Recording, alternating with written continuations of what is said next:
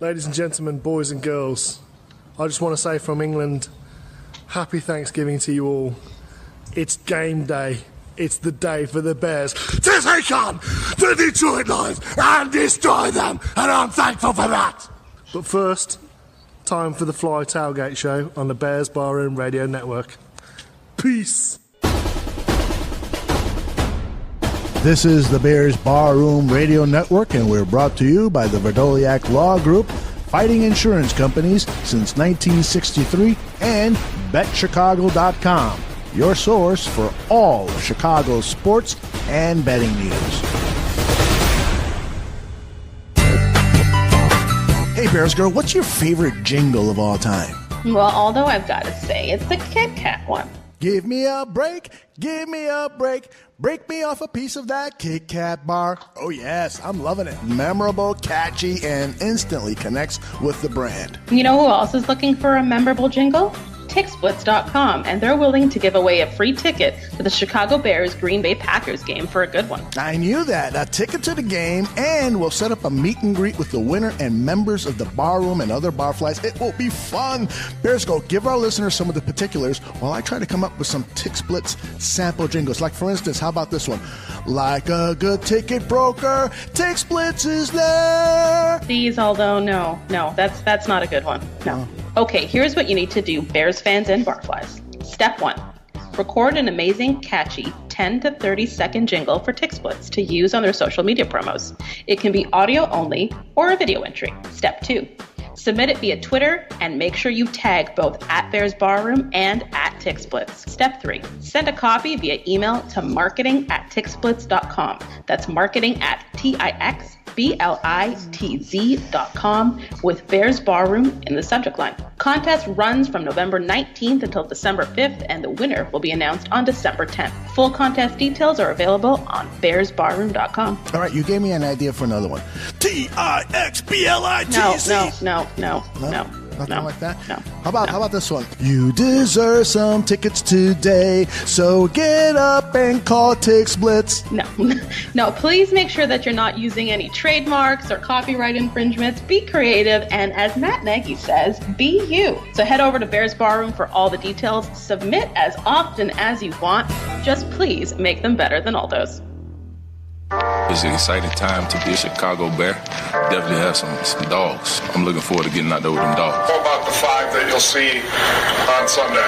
I know those 5 guys can't block a real match. One word that just continues to keep coming up with Ryan and myself is the word obsession. Being obsessed. There's going to be accountability as well, and I think that's key.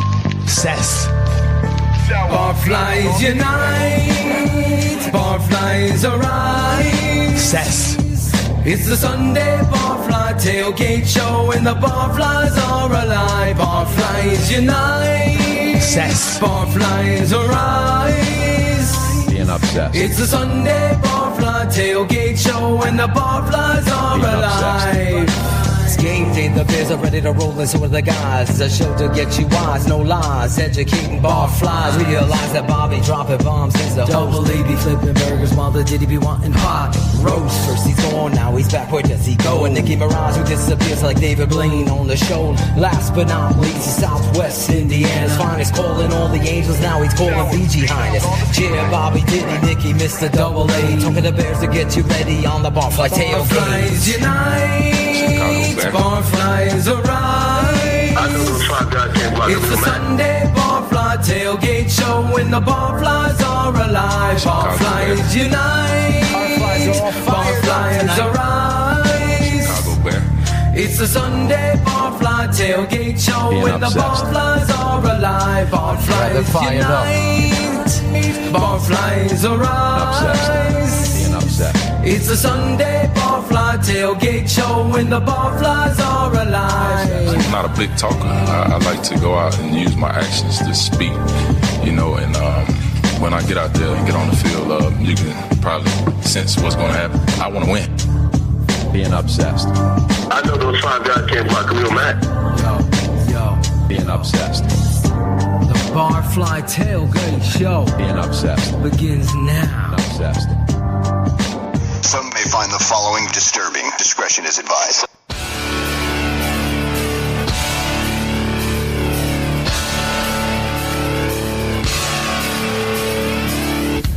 Barfly, the name given to followers of @Bears Barroom, loyal, die-hard family members of the show who will wolfpack someone when needed. Killing in the name of...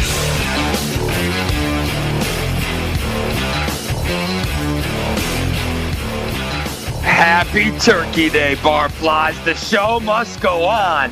We're here with another Barfly Tailgate show in honor of Chase making the start today from what we think. We're going to go throwback and call this one the Chase. Most of the crew's here. We're going to get this thing going for you. We got about 2 hours for you this morning. Some of the guys got to get out and make their drives over to families' houses and stuff, and we want to get them there before the Bears kick off. So got about 2 hours for you guys today. Thanksgiving or not, it's game day, so here we go. My name is Bobby Phelan. I'm joined by the Chaser crew, and I'll be passing the meal around, making sure everybody eats today. We're going to get the opinions and hot takes from these boys. Be doing a little something extra special, asking Barflies to join us if they want. Maybe like a quick 2-minute call with people. But we'll get to that a little bit later. For now, you know how this thing goes. Nikki Kurtz, little Nikki Stats, he's in the house, always bringing passion and excitement to the show. Little Nikki, what up, though? What up? Happy Thanksgiving, everybody. Happy Thanksgiving, man. B-Dids is here ready to throw down. Diddy, Thanksgiving feast, man. How you doing, brother? Hey, man. Happy Thanksgiving, Barflies. And instead of eating turkey, we're going to be devouring some lion today, baby. All right. The Gaines Report, Tyler Ellis, my man down in Maryland, back off his BHL moderator appearance where he straight killed it. Tyler, what up, dude? Oh, Bobby, you're all too kind, sir. Good morning, everyone. Happy Thanksgiving. Thanks for taking the time to join us. Let's get ready to talk about this feast. Damn straight. The Badge man, Ryan Badge is here. He's a regular. He's going to rock this thing. He's always stepping up for us whenever needed. The dude's fucking carrying the team. Badge, what up? What up? Good morning, everybody. Happy Thanksgiving. I am hungry as a motherfucker. Let's eat, boys. I thought you were going to say hungover. I was about to be like, yeah, me too. Finally, we got Air Jerry. Probably tomorrow. We got Air Jerry. He may be in and out a little bit today, but the Pony's here to deliver. What's up, Pony? Gobble, gobble, motherfuckers. Happy Thanksgiving, yo. Happy Thanksgiving, bro. All right, fellas, before we get this thing started, say thanks to all you and the Barflies for joining us this morning on this Turkey Day, this day of thanks. We know you guys are, in the kitchen getting things ready or just running around your house like crazy trying to get shit together to bounce out. For the crew that can't make it, we understand. Obviously, we appreciate your hard work and dedication throughout. I think is it official yet that Mitch isn't playing? I don't think it's official, right? It's just right. He just got listed as doubtful. Yeah. So Chase is supposed to get to start and run the shit today. But before we get into all that, let's talk a little bit about this Sunday night recap and get this thing moving. Bears came out Sunday night. They looked dominant against. I won't say they looked dominant the whole game because until the fourth quarter where we gave up 17 fucking points again. But either way, they turned around and walked into Club Dub Saturday night and, and walked out of there with a 25-20 victory. We'll start this thing off with the Bears defense. Badge, coming at you, man. Diggs and Thielen, for the most part, were shut down. I know Diggs still put up 100 and some yards, but until that was in like the fourth quarter. But so for the majority, he was shut down. Is this a concern or something like we really needed to see? Was them shut down two top tier, wide receivers? And what do you think the key to shutting these two guys down was? Yeah, man. We played lights out. Until the fourth quarter, garbage time. We go soft, We're talking about it throughout the game in the chats and whatnot. And, we just got to continue to press, stay up in coverage, and continue to keep doing what we're doing, man, and we'll be good to go. Yeah, definitely, man. I think those guys, it's like we talked about last week. Those guys, they're deep ball threats. They don't play a lot of underneath, even though once they started playing underneath is when we started getting smoke checked. But you keep them off that deep we got to ball. be better in that facet of the game, the quick game, you see it. The thing that kills me is watching Prince playing 15 yards off the ball, man. dude, you know, I can see 10, but you're making it easy for him. You know, Yeah. Get up, man up. I'm not saying every play we got to man up, but late in the game like that, come on, get up on your guy. Let's go. Yeah, he's right, man. That quick game's been killing us. Yeah, absolutely. But it's always Prince. It seems to always be Prince. Yeah, it does. It does seem to be Prince more than, you know, I guess more than Callahan and Fuller, but We can't dog the DBs too much. I mean, Diggs didn't get his first catch till 30 seconds to go in the first half. Yeah, it's like, dude, true. You talk about holding court and shutting a motherfucker down. There's like, nope, not today. Not today. Man, Coach Carter demanded perfection. A shutdown corner, though, will shut a receiver out of a game for the whole game. yeah, but he's going to only play where the coach puts him. Right. You know what I mean? Like if they start telling him to back off and play 15 yards off the ball, what is he supposed to do? Fuck you, coach. I'm playing bump and run. Yeah, You know? we're the best defense in the league for three quarters a game. Yeah, but that's part of it, though. Fangio's got to recognize, all right, dude, they're killing us in the short game. Move him back up, you know, and that's where I feel he's like. And I hate this because the guy's been around forever, but you got to make those adjustments, especially late in the game. Yeah. I mean, I think he's willing to give them the underneath so that they can't score a touchdown quick on one play, and he's willing to get those, you know, make them use those 2-3 minutes to get down the field and know that the offense is going to get the ball back. No, you're right, and our offense has been put in some bad positions too, defensively. To that point, though, Bobby, we haven't really given up big plays. I mean, we did against Green Bay. You know, Miami, we had a couple long runs, but those two games are really we haven't given up a big play in a long time. Great point, man. Yeah. Great point. You know, and it's the short game that the big plays happened on, not the deep ball. We really haven't been burned on a deep ball. I can't remember. Yeah, maybe the Cobb play. Packers are the only one. Yeah, you know? Exactly. Yeah. Yep. Yeah. Yeah, I mean, it didn't stop Minnesota from trying. You know, if he connects on that deep ball to Diggs in the end zone, that changes that whole game. But he didn't, because Kirk Cousins is who we thought he was. They are who we thought they were. Yo, you like that? You like that? Oh, I love that. An $84 million choke job. Yeah, exactly, man. All right, so that, you know, Cousins, Diggs, Thielen. I mean, we also stop them in the first? Well, we shut down their run game, man. Throughout the whole thing.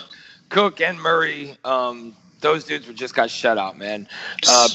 People were saying it was huge to shut them down and how great their fucking backs are and all this shit that we've heard, even though they're ranked like 31st in the league in the run game. But how big do you think it was to destroy that fucking line and just kill this run game for that game, man? Oh, it was huge. Cook can be a game breaker in certain situations with his athleticism, and we totally shut him out of the game, man. That was absolutely huge. It didn't really allow them to get anything going to tire out our defense. You know what I mean? We didn't have to play that grinding run game, and I'm surprised Murray too. I think they totaled 17 yards. I think, if I'm not mistaken, that has to be a historic low for running backs against a team. I mean, they were just fired up, man. They were playing hard, and the energy they brought was just unbelievable. Like that's an inspiring defense. That's a defense that bails your offense out when they're not doing well, and not many teams in the league have that, man. And it was just like Mack and Hicks were just unbelievable. Yeah, they were. It was just, man. It was just. That's a special defense. That's a championship defense. Mm-hmm. Preach. Definitely, man. I mean, those two did show up and ball out. I mean, they shut down this run game. Gaines, we had the Beast show up on Sunday. I don't know if you Barflies heard it, but check out the. I was gonna put it on here, but it's like 10 minutes long. Check out the Bears Twitter handle. They got. Akeem Hicks was mic'd up for that game. Nice. And some of the stuff that he brings during it is just crazy. But Gaines, I mean, these two dudes showed up, Mack and Hicks tandem. Talk about these guys and how they are affecting this team this year and just fucking taking over the games. We got two guys that are stepping up and are just straight up executing. When Hicks sees Mack triple team and double team, he's taking pure straight advantage. This last game, we saw Mack getting all that attention. Mack only really had like 2 tackles, but he was just so impactful. he was so impactful with it. But then Hicks turns around and has 6 or 7. And so it's just like you just see guys getting to the point of attack with no fear and leading the charge. Every time they make a play, man, they look straight into the camera. They look at these guys' eyes. And I'm like, damn, when's the last time we've had this? Like across the board, across the line. So you see two guys feeding off each other. It's beautiful to watch, man. Yeah, for sure, man. And you even like on that, I seen a little something that I hadn't seen yet, I guess, on that mic'd up. Hicks looks over at Floyd and he's like, "Hey, I'm gonna need you to get on the outside and pressure in." He's like, "That's the only way this thing's gonna work." He's like, "You get on the outside this next play, you pressure in, I'll wrap around and we're gonna get him right now." And Floyd's like just standing there, like, you know, like the student, like, okay. And he's like, "All right, here we go." And then they showed the next play, and that's what happened. I mean, I think a lot of that gets missed. A lot of that on the field coaching for some of these guys gets missed, you know, during the games, man. And I like that mic'd up stuff. I think it shows a whole different perspective of the game. Definitely. Yeah, man. Jared, this Bears defense came out. They did their thing. You know, they did what had to be done numerous times, but then the fourth quarter, like we're saying, came around, man. Have teams found the weakness and it's just a quick game, or is this just a fourth quarter, move everybody back and let's slow play this one and still come away with the victory? The weakness is the strategy that went into it, I believe. Dumping corners back, making sure not to give up the big play, which I understand, eat clock and make them earn every yard and make them burn as much time off the clock as you can. But still, you know, that strategy got us beat in fucking Green Bay. It damn near made this game a lot more uncomfortable than it had to be. You know, as they got closer to the goal line, I noticed that the blitz is picked up from Fangio, but you're asking the defense to turn it off and then asking them to turn it back on. That's going to be a challenge. If you're going to keep the foot on the pedal, fucking keep the foot on the pedal. That's where I'm at with it. Yeah. You know, your defense is playing lights out. You're not giving shit up. I mean, he had 126 yards prior to the fourth quarter. Something like that. That's what Cousins had. And then he gets all that time because we jump back. Why? Why, man? Your defense is just killing people. Dude, and the Bears team knows it. I really wish I should have pulled that audio. Yeah. I should have pulled that audio on Akeem Hicks because I know it was long, but either way, even he says in that audio, like, he's like, hey, D-block, all you come here. And he gets the whole defense like together on the sideline, and he's like, we need to show them that we can shut these games down, that we don't let people back in the fight. And he goes into this whole thing about that. And, you know, then it's like D-block on 3 or whatever, and then they go out and give up 17 fucking points. So, I mean, honestly, I know people they're not going to like it, but we're probably we have to be the worst or the most scored on team in the fourth quarter, I think. Feels that way. Yeah, we're definitely up there, man. Hit it, Diddy. I know you think something about it. I think that Vic, like Berlissimo said in the chat, just keep the boot on their throat. That play calling has something to do with that too. I know the play, like you said, Bobby's trying to hype up the players. Hicks is trying to get the guys going, but play calling does factor into that. If you start playing soft, that, like you said, that those little slants, the yards after carry. I mean, some of this is on Vic too. It's not. I don't think it's just it's on the players, but we have the talent to do it. And I don't know if they're getting gassed, if they're not rotating properly. I would hope they start like keeping guys fresh if they need to. You know, they get complacent, they get comfortable, they have it lead, and then they just set it on cruise control. It's like, all right, well, we can afford to be playing him 10 years off. We can afford to ease off the throttle a little bit because they have such a lead. I think, you know, it's just that mentality that's got to change all around. It's like as soon as that defense is called, everybody just goes into relax mode. You know what I mean? It's like like subconscious. They just throw it into relax mode. I think they're getting tired. I mean, they're beasting like the first 2.5, 3 quarters a game. I mean, they're going full force. I'm just hoping, like I said, I hope they bring the backups in when they need to. I mean, they're supposed to go full force the whole fucking game, though. I get that. Players.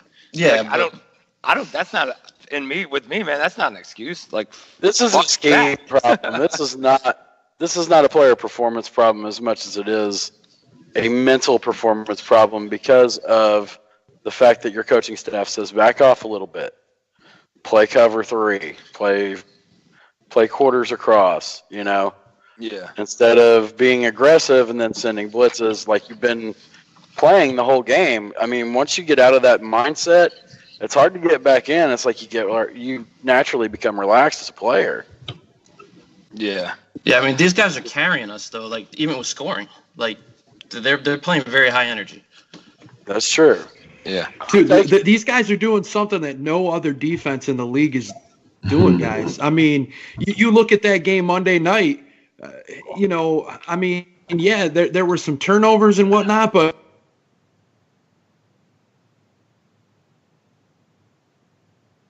which we can't do. But maybe I got it. You know, to that point, man, it's crazy.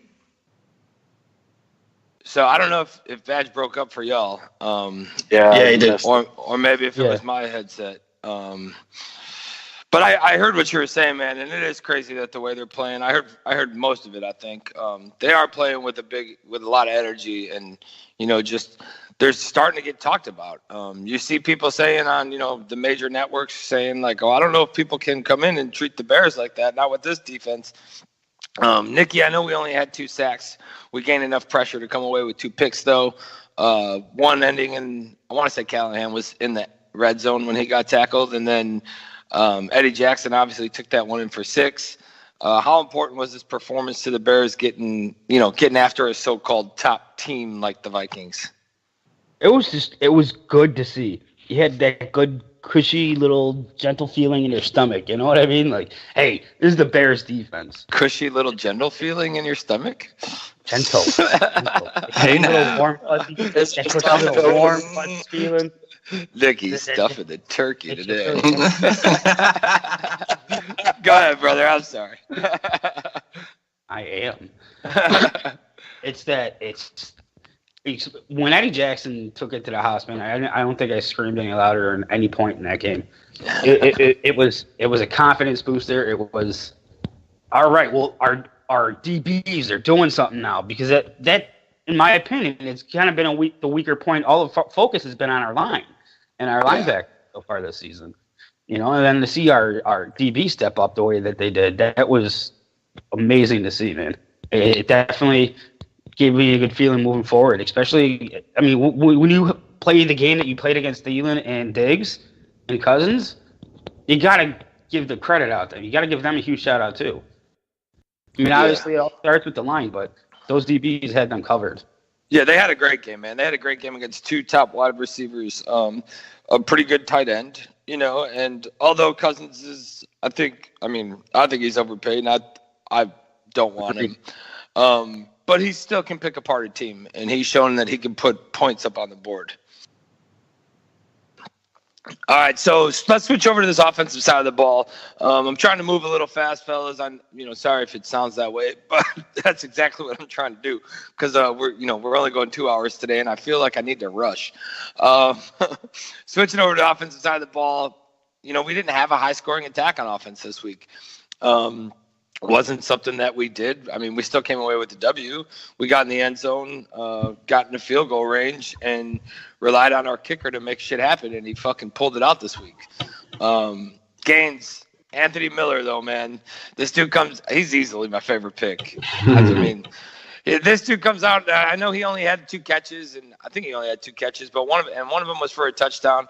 But the way this dude just comes out, puts it all out there, and then, he fires up the defense, a rookie or the offense, but a rookie coming in and firing up the offense with his actions, with the I gotta eat and the gusto this kid has, man. What do you think of Miller and what he brings to this team, even as a rookie, dude?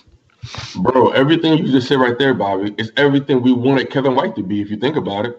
Yeah. And it's really, really awesome to see. We got a good receiver. We actually got a good ass receiver, and we got him for the low. Because he's looking like he might have some first-round talent, if you will.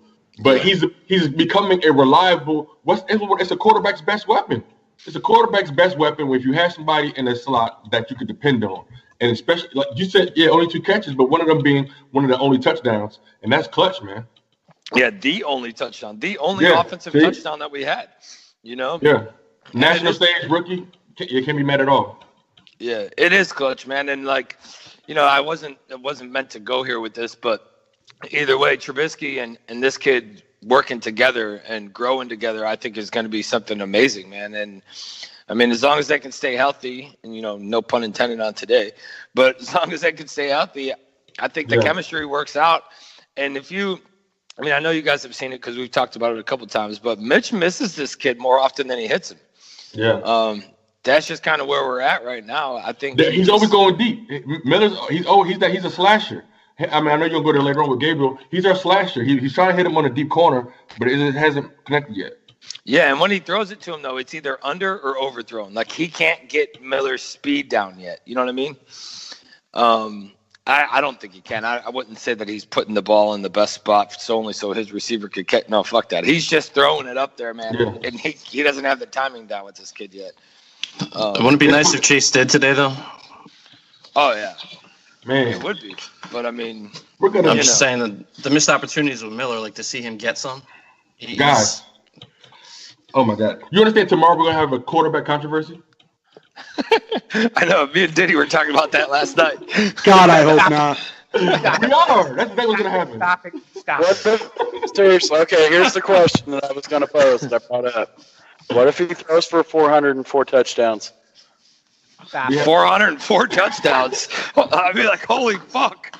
Yeah. I'll need a washcloth, man. No, I think it's going to be 3. Why not 3? You think it's possible?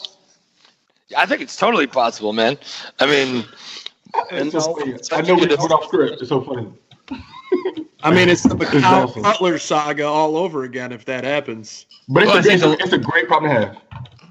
Well, it is, and I think they might take advantage of the fact that some of these guys can get yards after carry. Like if Chase plays a little short game today, our receivers on turf, this is where they shine. So the difference I think that we have in all this, obviously the media will try to make it a quarterback controversy if he comes out and goes like fucking 23 for 24 and 3 touchdowns, but. Maybe it's just me, but I think Chase knows where he belongs in the NFL, and he's seasoned and, you know, smart enough to know, like, he's taking 24 mil just to fucking chill right now anyway. You know what I'm saying? And like, Nick Foles did that too last year, remember? Yeah, and he's still doing it now, and he's cool with it, you know? He won a Super Bowl with it, you know what I'm saying? Yeah, but I think yes, you're right. That's a good. I mean, Foles. I wouldn't say he's a good personality-wise comparison, right? Because we can't really say what Daniels has. He's only started 2 fucking games, but and I mean, I was telling Shane last night, the last game he started, he was in his 20s. So if you want to see how he's going to play today, just fucking put that game on and put it in slow motion because I'm guaranteed he lost a step. You know, but that's the thing, man. Everybody's talking about how it's going to affect the run game, and Shane has said it. You know, Shane's been saying it. The dude can still run. We saw it in the preseason when he had. The man can still move. Oh, I know. Yeah, I think he can move too. There's people saying, yeah. But there's people doubting crap. Yeah. Braggs brought Foles up in the chat, and I was just like, yeah, you know what? What if we have that situation just like Philadelphia had? Because I mean, it sure seems like there's a lot of similarities between us and them last year. I mean, there is a lot of similarities, but I just don't really see, and I mean, even the first game that Foles came in, it's not like he fucking went lights out. He's just a good, steady quarterback, and yeah, I mean, he ended up winning the Super Bowl. He had a big game that game. You know what I'm saying? Yeah. But I don't see, I don't see it making a controversy for us. And I think it could. No, the media though, they just love that. They just love the hits and the controversy. You know what I mean? Yeah. Somebody stupid will bring it up. They did the same. We already have one bag that has already said that Chase Daniels is the best quarterback on the team. And I mean, he knows the system. He should be. We should be disappointed if he comes in here and lays an egg. We should be greatly disappointed. Jared, that's the guy with the lazy eye, though, man. He can't see. I mean, he should show out, and I bet he's going to show out. There's no reason not to. He's been in the system. He's been in the system a lot longer than Nick Foles was in his system. He's been in the system since he's with Drew Brees, bro. There's damn reason. There's no damn reason for him to come here and lay a leg. He knows what every wide receiver is supposed to be, and these guys can catch. Yo, that's perfect, Gaines. Like, if this dude comes in and he can't fucking execute on something that he's been in for 5 fucking years, then he needs to bounce. and he got to watch. And this is double. I'm gonna call this double the pleasure, because now our young QB gets to sit back and watch a veteran do work and get some extra rest. This is a beautiful setup for a nice playoff run. And then Chase Daniels finally gets to get some love. He's been a great backup for years and always been a great teammate. I listened to Drew Brees talk about how he's been a great teammate and how he was a great teammate back in Washington. Finally, my man gets some national love. I think he's going to show out, and he might get a contract next year. We should heard this about Sanchez too. Let's come back to this in a little while though, because we're still on our little recap. We gotta get the party in them. You know what I'm saying? We're kind of getting ahead of ourselves. Jer, let's go back. Let's bring it back. The Russian attack. Is this Russian attack more? I mean, is it more like by committee? I know people want to hear that it's not, and they, everybody, Howard, and I think we've been pretty, vocal on this isn't a Jordan Howard offense, at least over here. But 148 rushing yards by committee, that's a pretty fucking good game, man. What's your thoughts?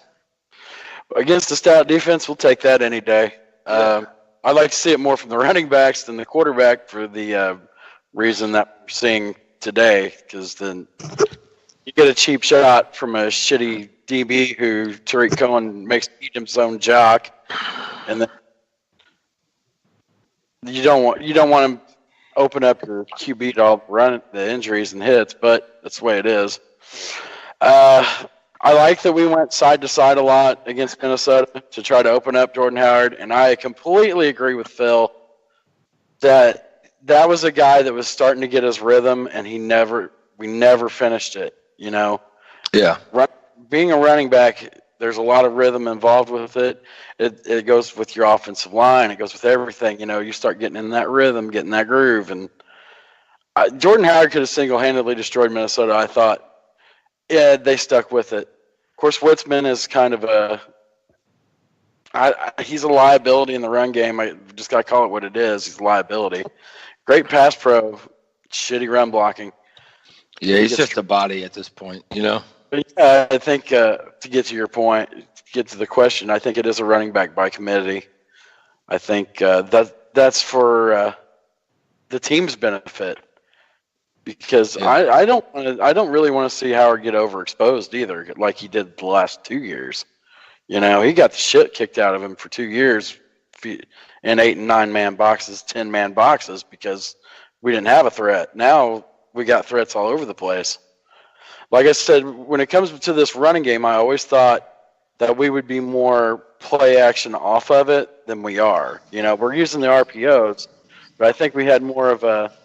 I know my thought was that we would go more traditional play action and then go for deeper shots, but it's not really been that way, and that's fine. Hey, Jay, guards aren't important, right? Come on now.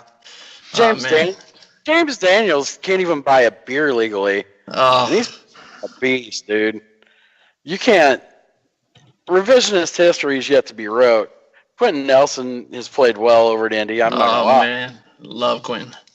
I know you're yourself right now, but you can't look at what James Daniels is doing.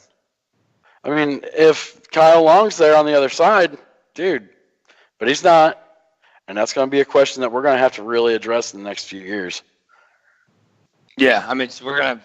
Obviously, we'll have to fill. I mean, that's going to be one of the spots that we're looking to fill if everything stays the way it is. And that's with the draft picks we have, that's a position you can fill very. Yeah, you fill in free agency too, depending, right? Bring in some guys. I think that's going to be our plan of attack for these next couple of years. Free agency, and then continue to try to, find these guys like these Tariq Cohens, Eddie Jacksons, find these guys in the draft that. either people are passing on because of this or that, or are coming off an injury, and you're just looking for them to prove it. I'd just like to see our coaching staff actually make a concerted effort to make it part of the offense, you know? Yeah. All right, Badger. Go ahead. I said almost force feed the offense. It's like we're going to run power I or whatever, you know?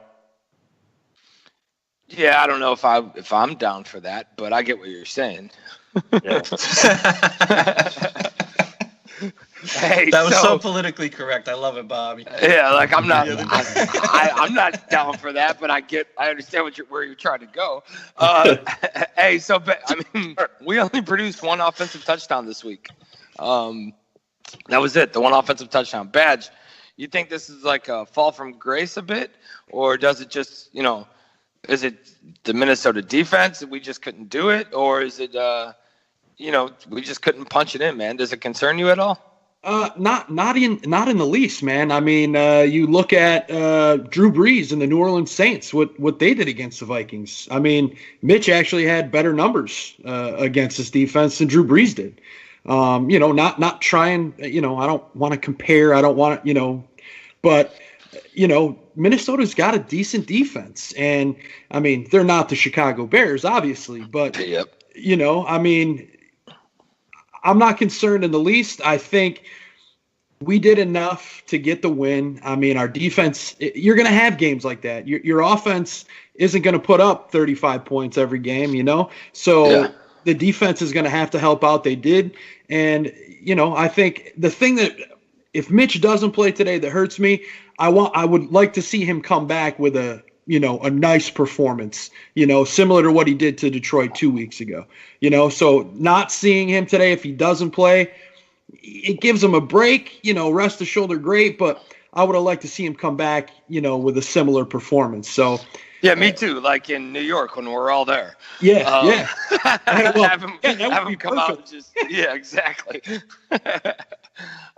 Yeah, I get it though, man. I mean, Tyler Bray, he was brought up. He's active now today.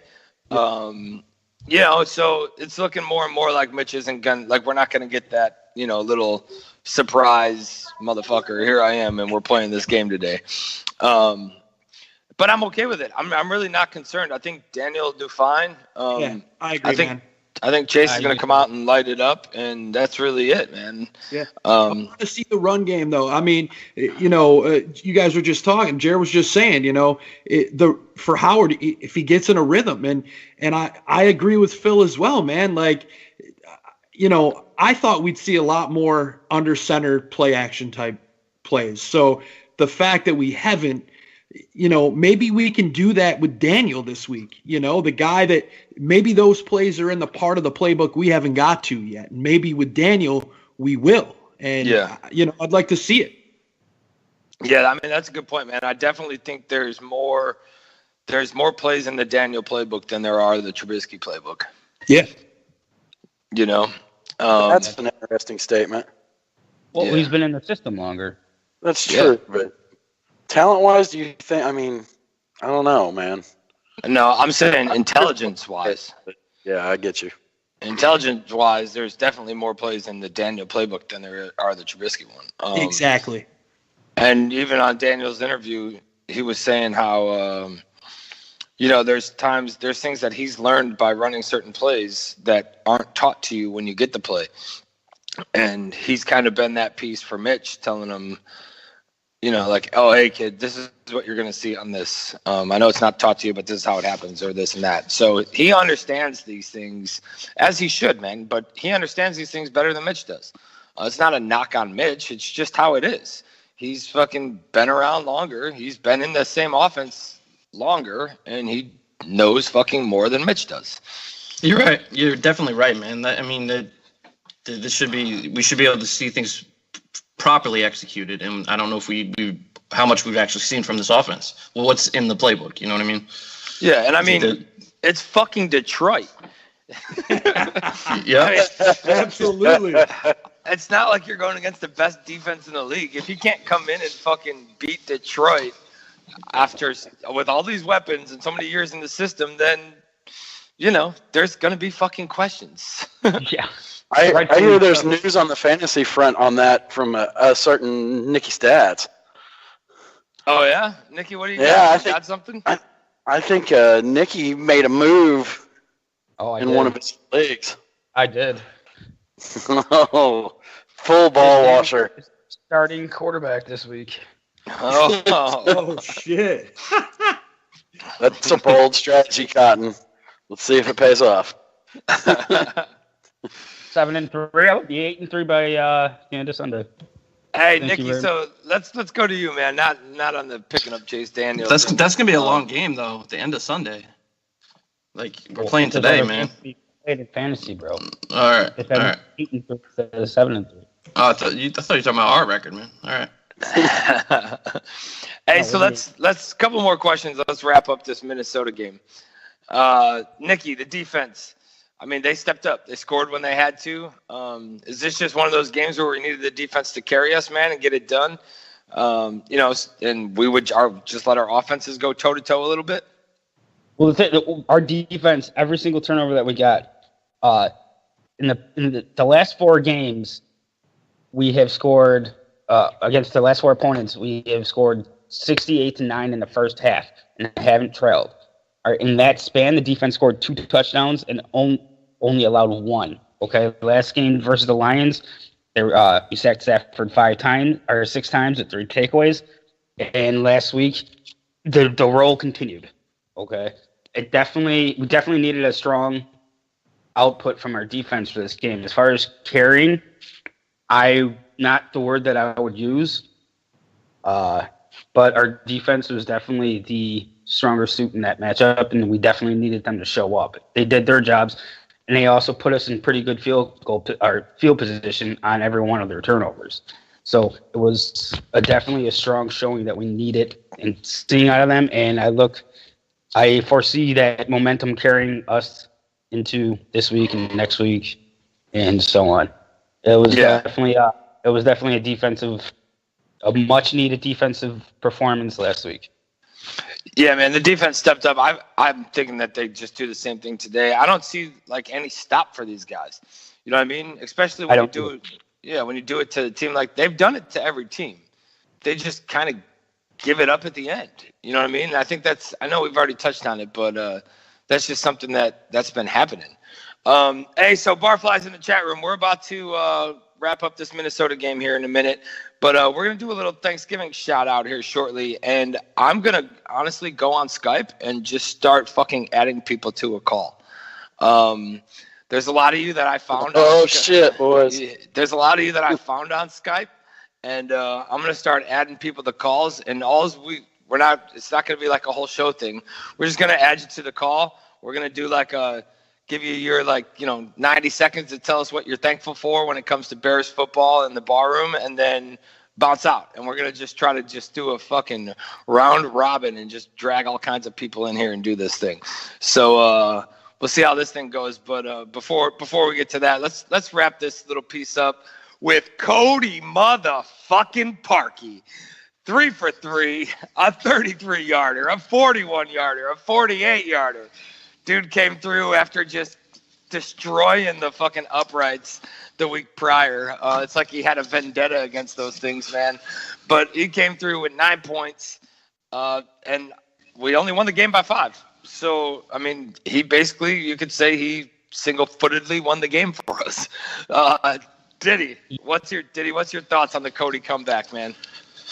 That 48-yard attempt before it happened, I was like, oh, shit, here we go.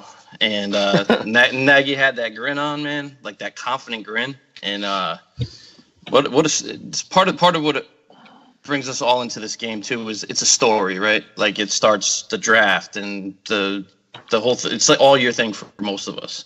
So like it's a story that builds, and this was like this real like a movie, man. Like they have this kind of stuff builds a championship mentality. Yeah, you're having faith in your guys. You see how excited everybody was for him after the game, man. And just look at Gaines, man. He's tripping right now. I'm just saying, like stuff like this builds a championship mentality. These guys are all for each other. There's, and it was awesome to see, man. He really stepped up. He came through, and that's the heart of a champion, man. Yeah, definitely, man. I mean, he came through. He did it when he had to. I know everybody, was shitting on him the last week, but I mean, it's a lot better than missing that shit. I mean, I guess it's still a miss, and I think maybe now we're kind of talking almost interception. So I'm not even going to fucking finish my statement. Big Gaines, what do you think? Big Gaines, what do you think about Cody's comeback, man? Guys, I was telling my dad and my brothers yesterday, I felt this may be premature, but I just feel like this entire season might be put on DVD. Because it's that much of an emotional roller coaster. It's a fucking soap opera, man. But it's from worst to first at the same time, because that is the story, and that's what Diddy was talking about. And it from worst to first, and you're doing with people in their first year, like all these wide receivers that are in their first year with us, the head coach. And so for Parkey to step up that fast, the quick turnaround from being the laughing stock and the butt of every single joke, and just to keep out that outside noise, and just on a national stage, bro.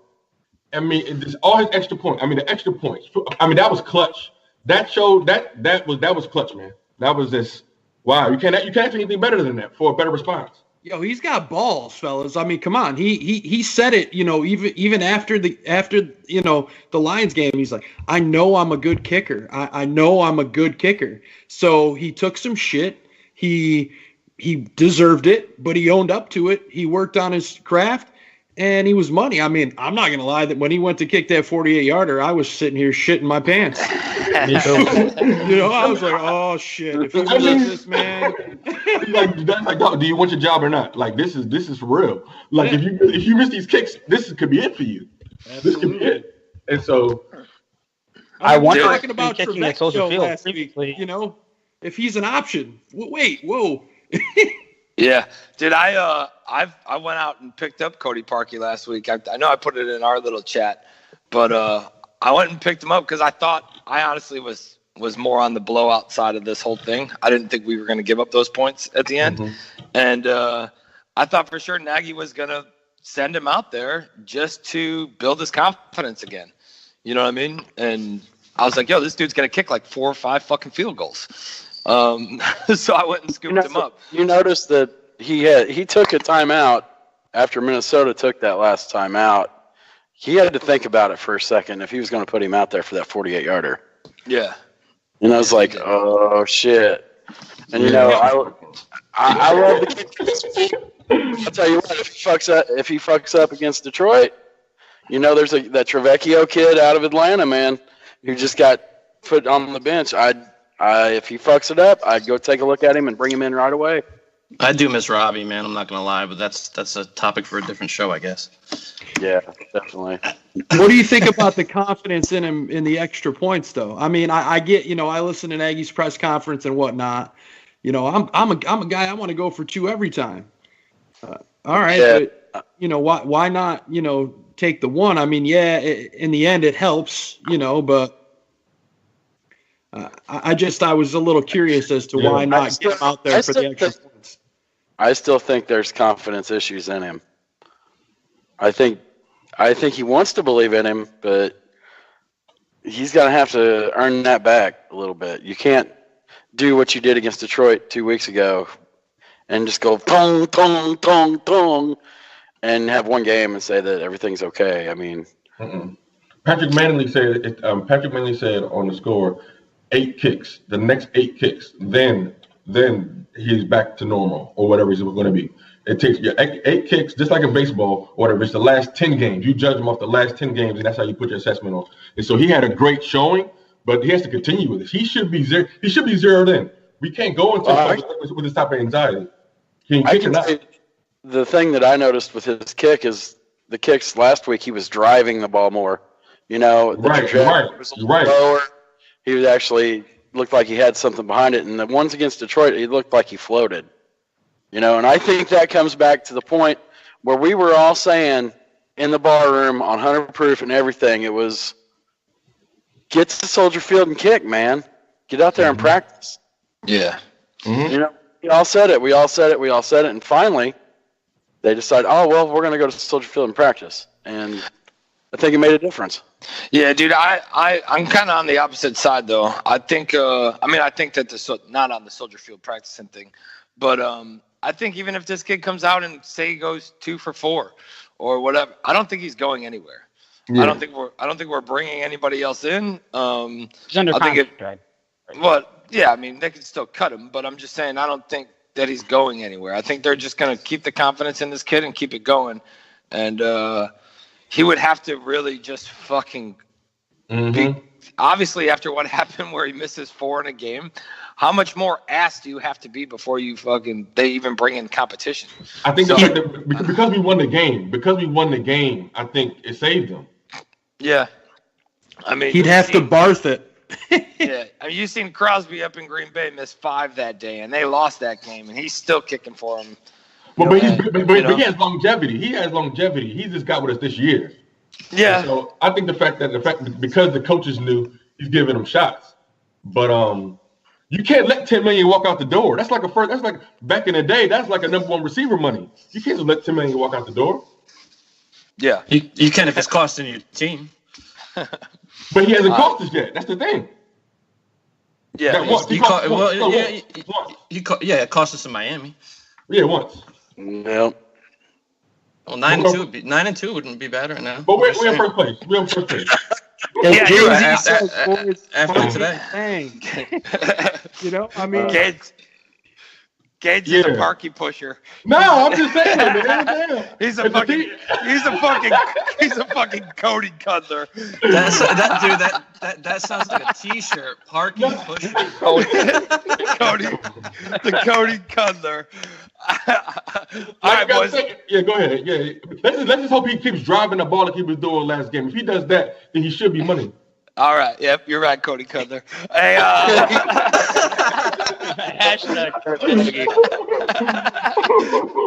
right, dude. That's a wrap on the games, boy. In the spirit of having some family at the table, let's do this little Thanksgiving pass around.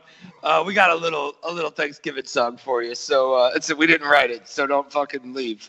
I think you'll enjoy this one. So here we go.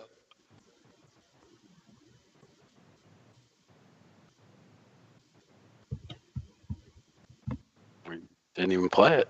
Cricket. That was our best work, fellas. Hey, and that's the Thanksgiving song that we have. All right. I might have it on my phone. No, I have it on my phone, but I cut it up a little bit. Paging Mr. Gandia. Aldo.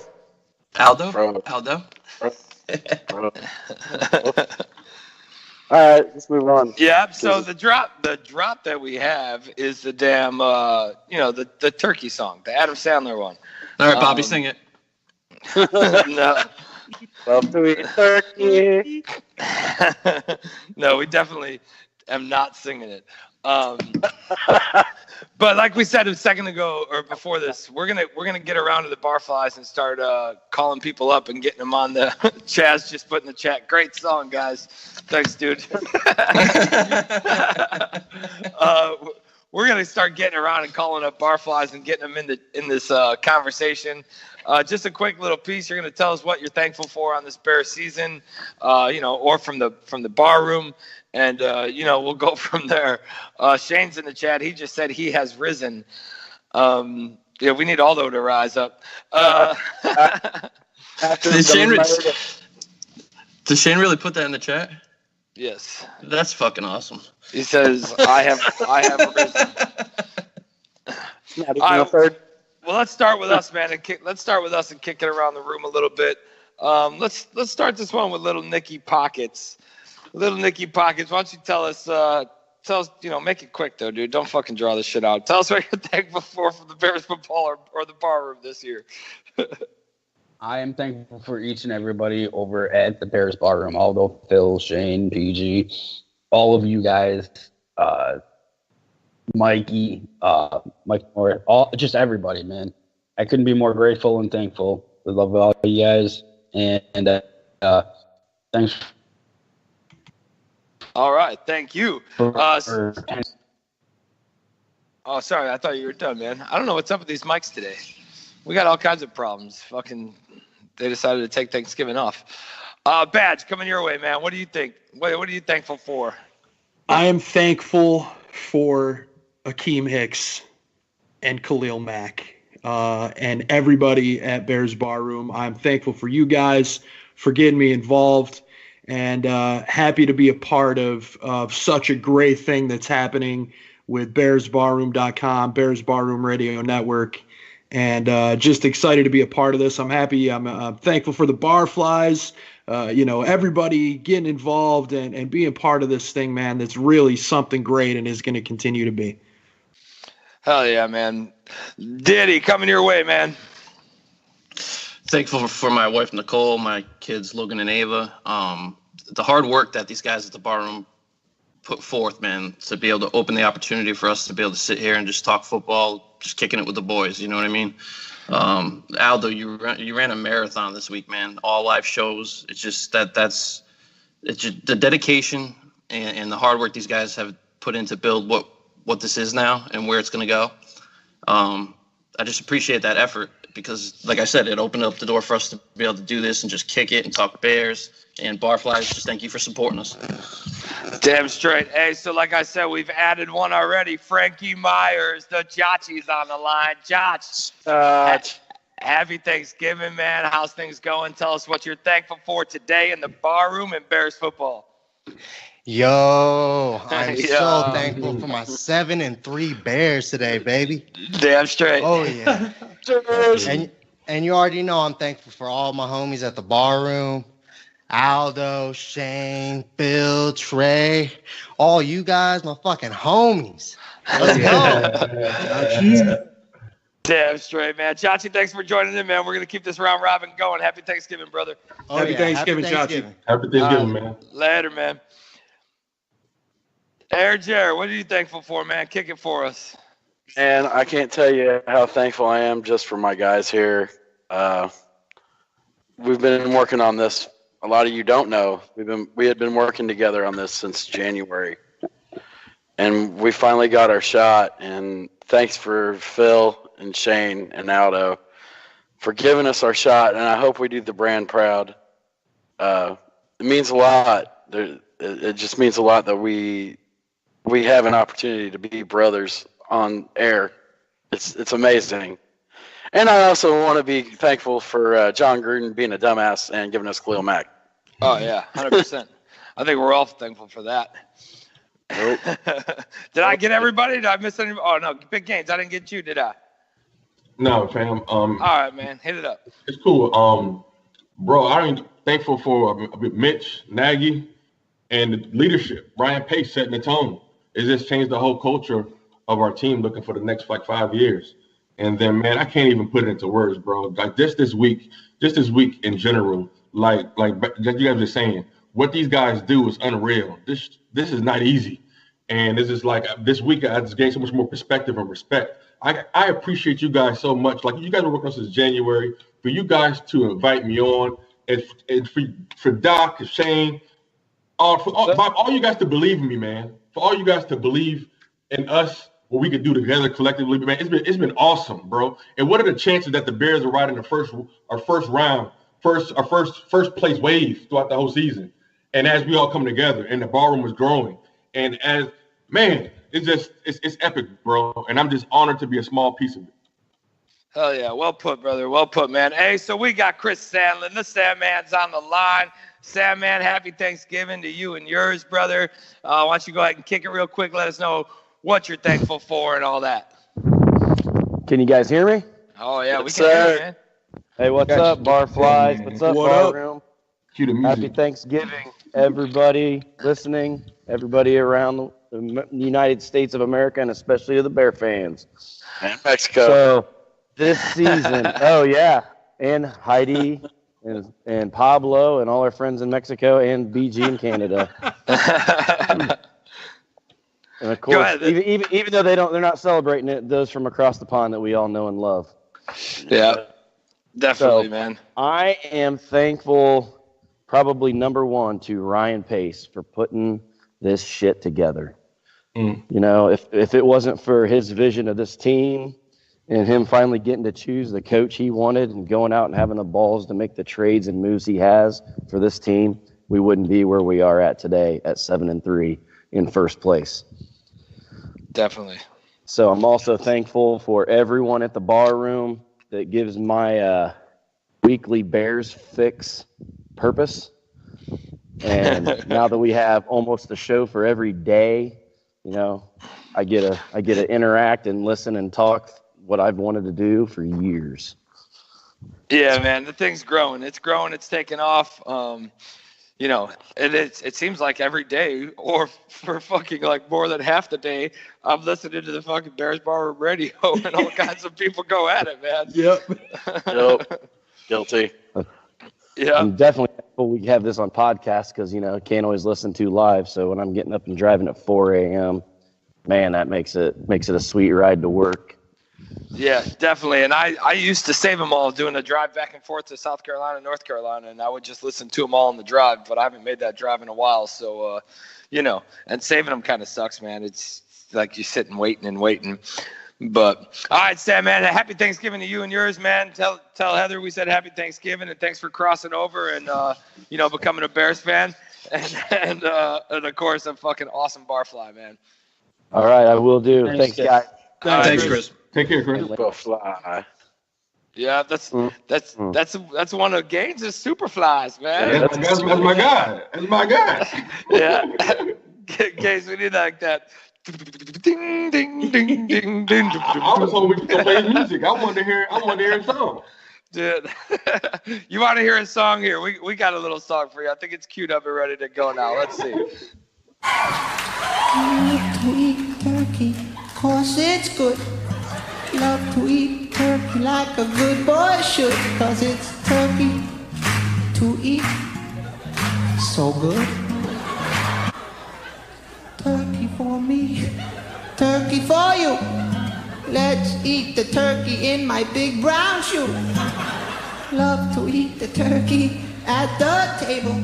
I once saw a movie with Betty Grable.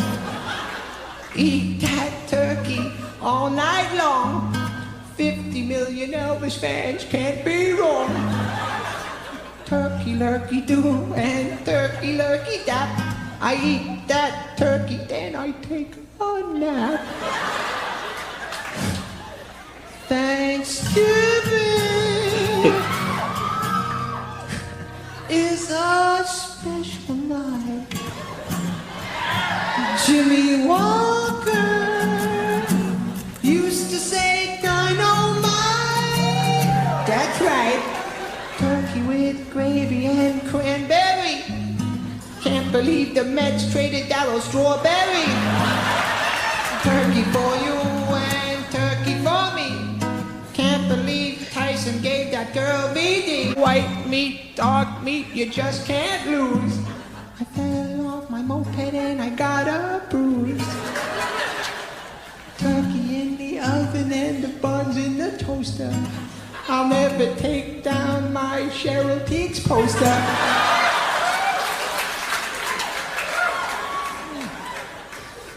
Wrap the turkey up in aluminum foil. My brother likes to masturbate with baby oil. Turkey and sweet potato pie. Sammy Davis Jr. only had one eye. Oh, turkey for the girls and turkey for the boys. My favorite kind of pants are corduroys. Gobble, gobble, goo, and gobble, gobble, giggle. I wish turkey only cost a nickel. Oh, I love turkey on Thanksgiving. Happy Thanksgiving, everybody. That's great. Is there any other way to masturbate? Is there any other way to masturbate? That song put me on the baby oil, man. Opened up a whole new world.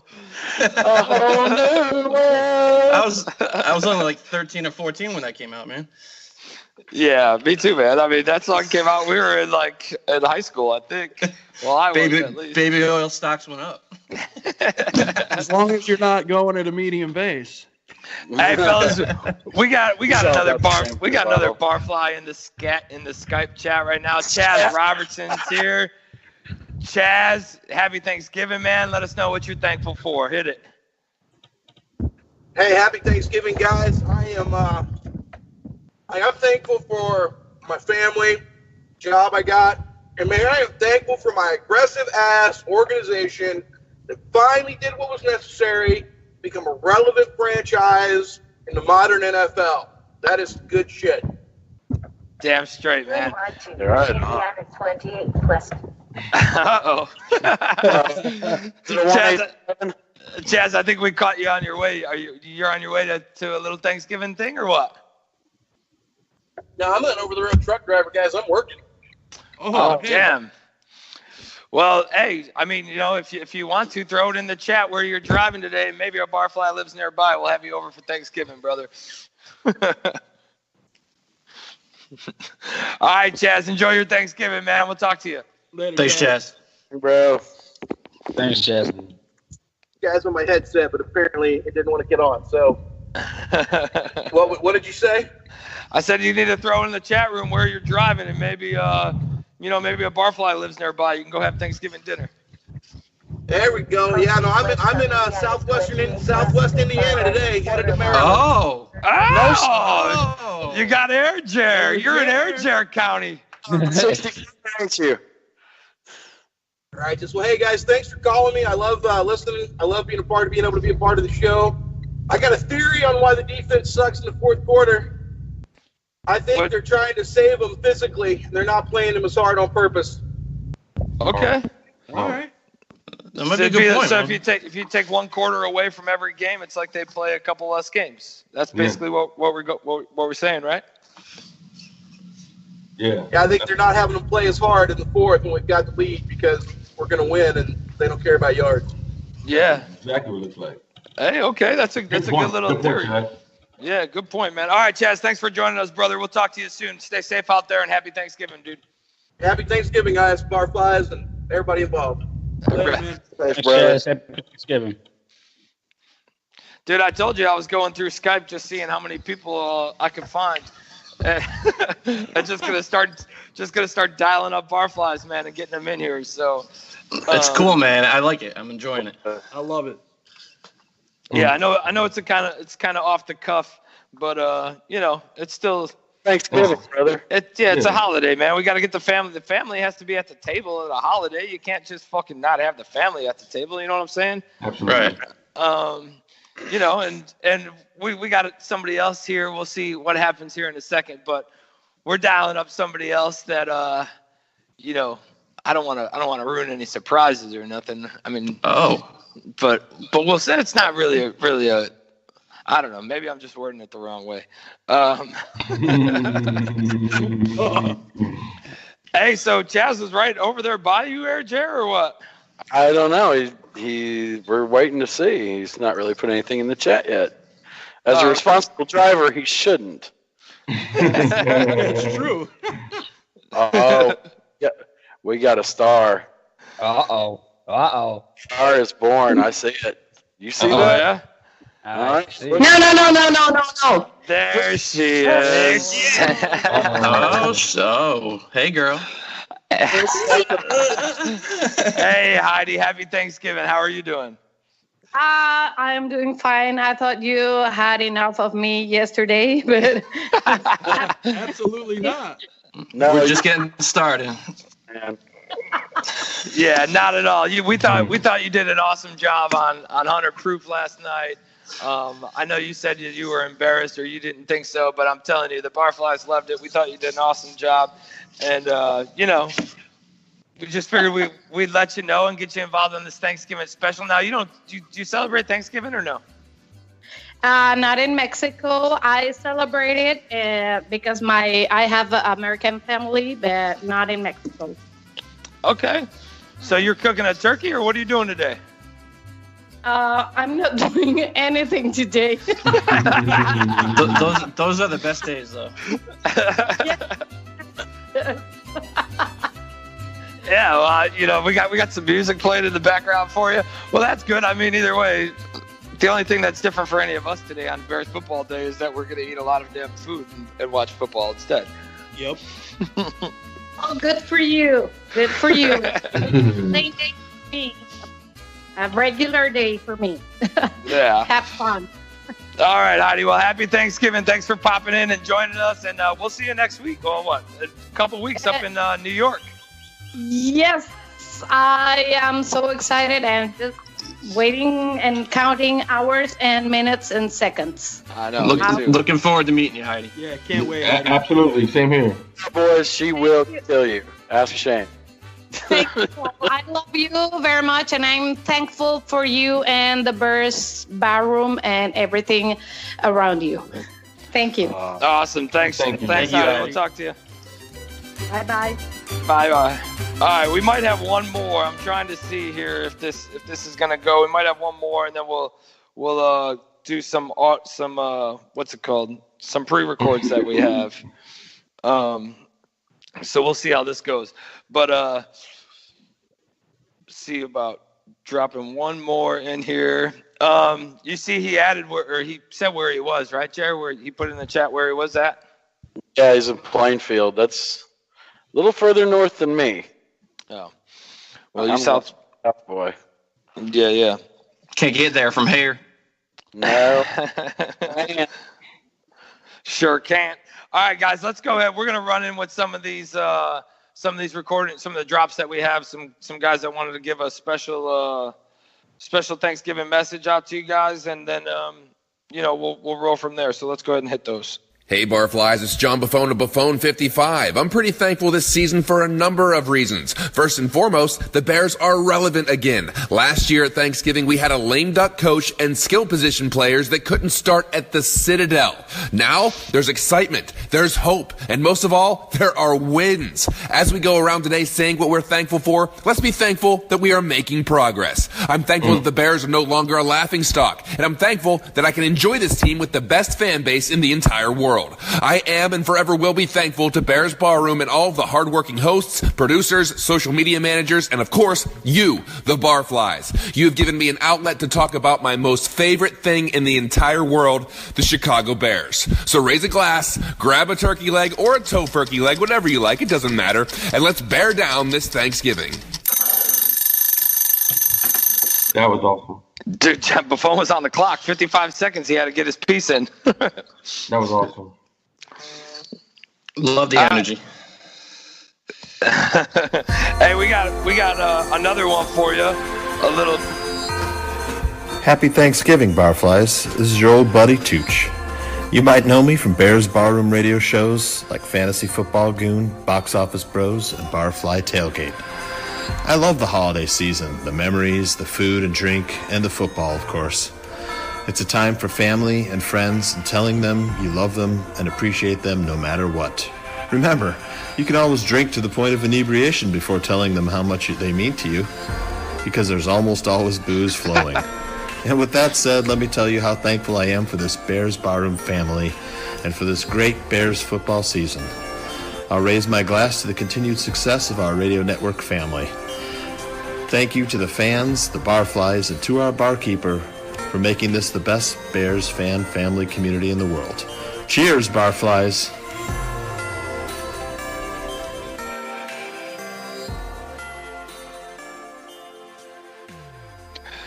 Dude, that was John and well, that kind of sounds weird to say, but that was John and Buffon. It's like you want to say Tooch and the Goon every time you say it. That was Tooch and Buffon giving us a little pre-recording, showing their love to all the Barflies and everybody. Thanks, fellas. We appreciate you guys, hitting it up and enjoy your holidays out there. We know you guys are traveling today and doing your thing, so enjoy your Thanksgiving, and we appreciate it. We got the Goon, the other side. He's on the line. Goon, how you doing, brother? Hey, doing well, guys. Happy Thanksgiving, everybody. Happy Thanksgiving. We brought Happy the Goon in. brother. We brought the Goon in. We're going to let him hit what he's thankful for. And then, Goon, if you want, man, you just stick around and close this thing out with us. Hell yeah, man. I'm all down for that. And first and foremost, guys, I'm thankful for this whole barroom crew. I'm thankful for this tailgate crew. We have a great time every Sunday, and for today we have a Thursday, which is really cool.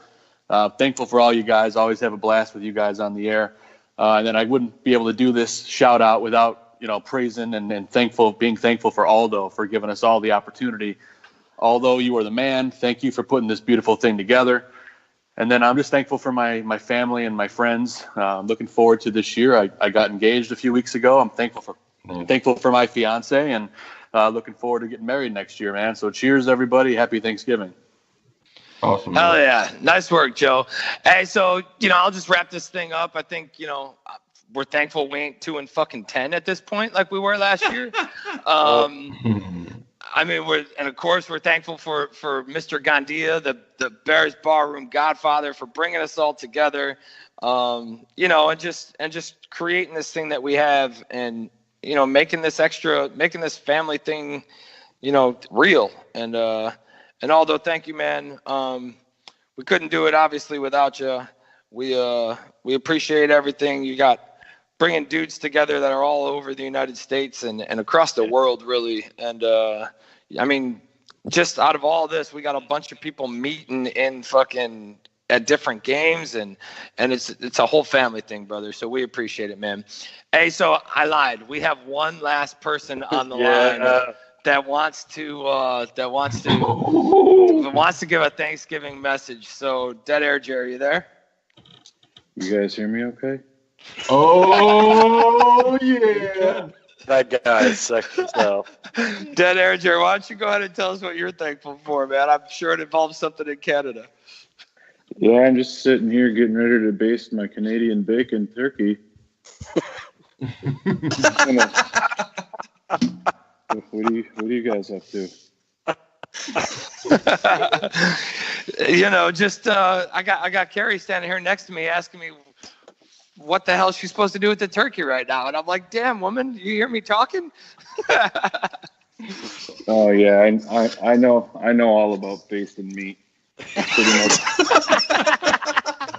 Oh god, it's pretty much what I'm best at. Dead Air Jerry, where are you spending the holidays? Where are you spending this Thanksgiving at? I just rented a room on the 26th floor in Toronto at a high rise. We're gonna go up there and hang out and see what happens later. See if something pops up. Yeah, we'll see. Maybe I'll pop out and see what's in the window. Hey, Dead Air Jerry, how excited are you about this game today, man? Who's playing? Yes. You can't tell from my voice how hype I am? You're getting hyped up for that Alouettes game, huh? Oh, yeah. I went out to breakfast with Russell Baxter this morning. We had some blueberry oatmeal. We're gonna get crazy here after the game, though. We're gonna go crazy and see if we can fuck some shit up. I'm dying, dude. Right, Dead Air. You gotta live your best life, Dead Air. Who's that asshole? Oh shit. All right, Dead Air Jerry, we appreciate you stopping in, man. Happy Thanksgiving, brother, and just keep it all pumped up and excited. That's the way to go. I'm just here to fuck shit up, yo.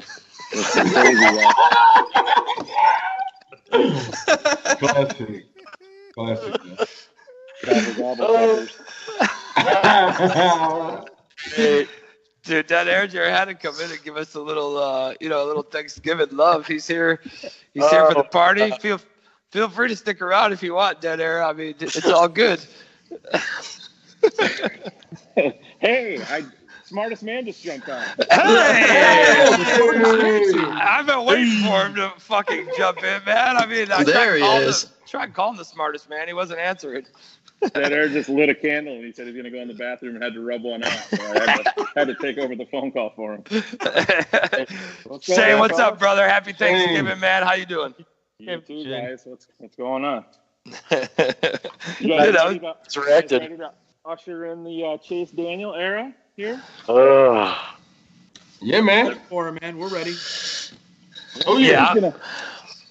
I think he's gonna come in and light it up, man. I mean, we were saying earlier, I don't know if you heard it, but if this dude's been in the system for 5 fucking years and he can't come in and beat Detroit and basically just pick this team apart, then there's a bigger issue than we thought there was.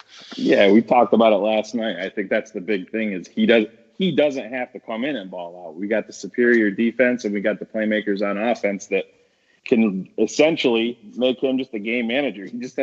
He has to be that game manager. That's all he has to do. He's got to hit some passes and rely on the guys around him to make some plays, and I think we should roll. Yeah, me too. And I think like the attack plan that they give him, being that game manager and just getting those little underneath routes and, picking them apart with Burton and that his stats are going to look fucking awesome. And a lot of these stat motherfuckers are going to turn this into a damn, oh my gosh, did you see this? And why is Trubisky even playing? And I told you he was the best quarterback on the roster and fucking dumb shit. Yeah, well, remember, Mike North said that too before the season started. He said that Chase Daniels is the best quarterback on the roster. Yeah. Well, that's your uncle. He loves little Nicky. Yeah, he does. Loves Jordy Nelson too. Oh, snap! Let's just What's that? Nicky, that was you, wasn't it? Oh, I said, yeah, that's right, because you wanted Jordy over AR. Yeah. Oh, I get it. Bring in the vet influence, but yeah, hey, we got the right guy for our system, so I think that's all that matters at the end of the day. Shane, I expect to see some new wrinkles today, man, with Daniel under center. I don't think we're going to see new wrinkles per se. I think we're going to see what we should have been seeing more of. I think we're going to see a lot of slant passes, quick game. Yep. I think that's crucial. Daniel knows the system, so he's going to get the ball out quick. You saw that in his limited time, even in the preseason. Yeah. Like we just talked about, he's got the playmakers. You're going to see slants. You're going to see screens to Cohen. I think Trey Burton's going to have a big day, and then he's going to go up top to Gabriel and try to catch him deep, catch him sleeping. So that's what – I'm telling you, I know there's been a lot of people out there saying that, Chase Daniel can't – he's not as athletic as Mitch is. Don't sleep on that. That guy is athletic. He can make plays on his feet. Yep. And that's gonna be something that if Detroit isn't prepared for that, he doesn't have to have 70 rushing yards. He can make a huge impact by having 3 first downs running throughout the whole entire game. So, he doesn't have to. Yeah. Shane, with Slade coming back, is that why you think Dave's going to attack the slants more with Slade pretty much locking up Robinson? Well, I think that plays into it. But to me, it's just more so. He's a rhythm guy. It's just 1-2 boom. We see where our offensive line is. I don't want to say they're regressing, but you got Witzman and guys like that in there. You just want to get the ball out fast, and I think you can attack these linebackers in Detroit because they're a liability in coverage. Slay is a fantastic player. You saw him bait Mitch last year into a couple of interceptions, and Chase has been around. This is 10 years in. Yeah, he's only thrown 78 career passes, but he knows the system. He's a savvy guy, and I don't think he's going to get baited into things like that. You want to establish. The Bears say that they're going to run to set up the pass. I think that's true maybe in theory. A lot of teams say that, but more so than not in today's NFL, you see the quick game to set up the run game. And, end of the day, we all want this run game to get cranked up. But, boy, there's not a perfect day for it to happen, if it was going to be today with a backup quarterback in there. Now, Shane, do you think do you think we're ever going to get to that point in the season where we start seeing our running backs picking up those yards that our quarterbacks have been, so they don't have to? Yeah, I think the more the weather changes, I think you're going to see that. I think it's inevitable. You're not going to have that solid footing. Now, Soldier Field has looked the best that it has in my memory. I think they started to cut the turf shorter, to benefit these fast, quick, agile players. But once the snow starts coming and some of the sod starts ripping up, when you're hammering a guy like Jordan Howard, that's gonna make an impact. And Jordan Howard didn't have the elite level stats last week, but he ran hard, and that mattered in that game. He was running tough, and it's the same thing I brought up last night. It's the same thing with Tariq Cohen.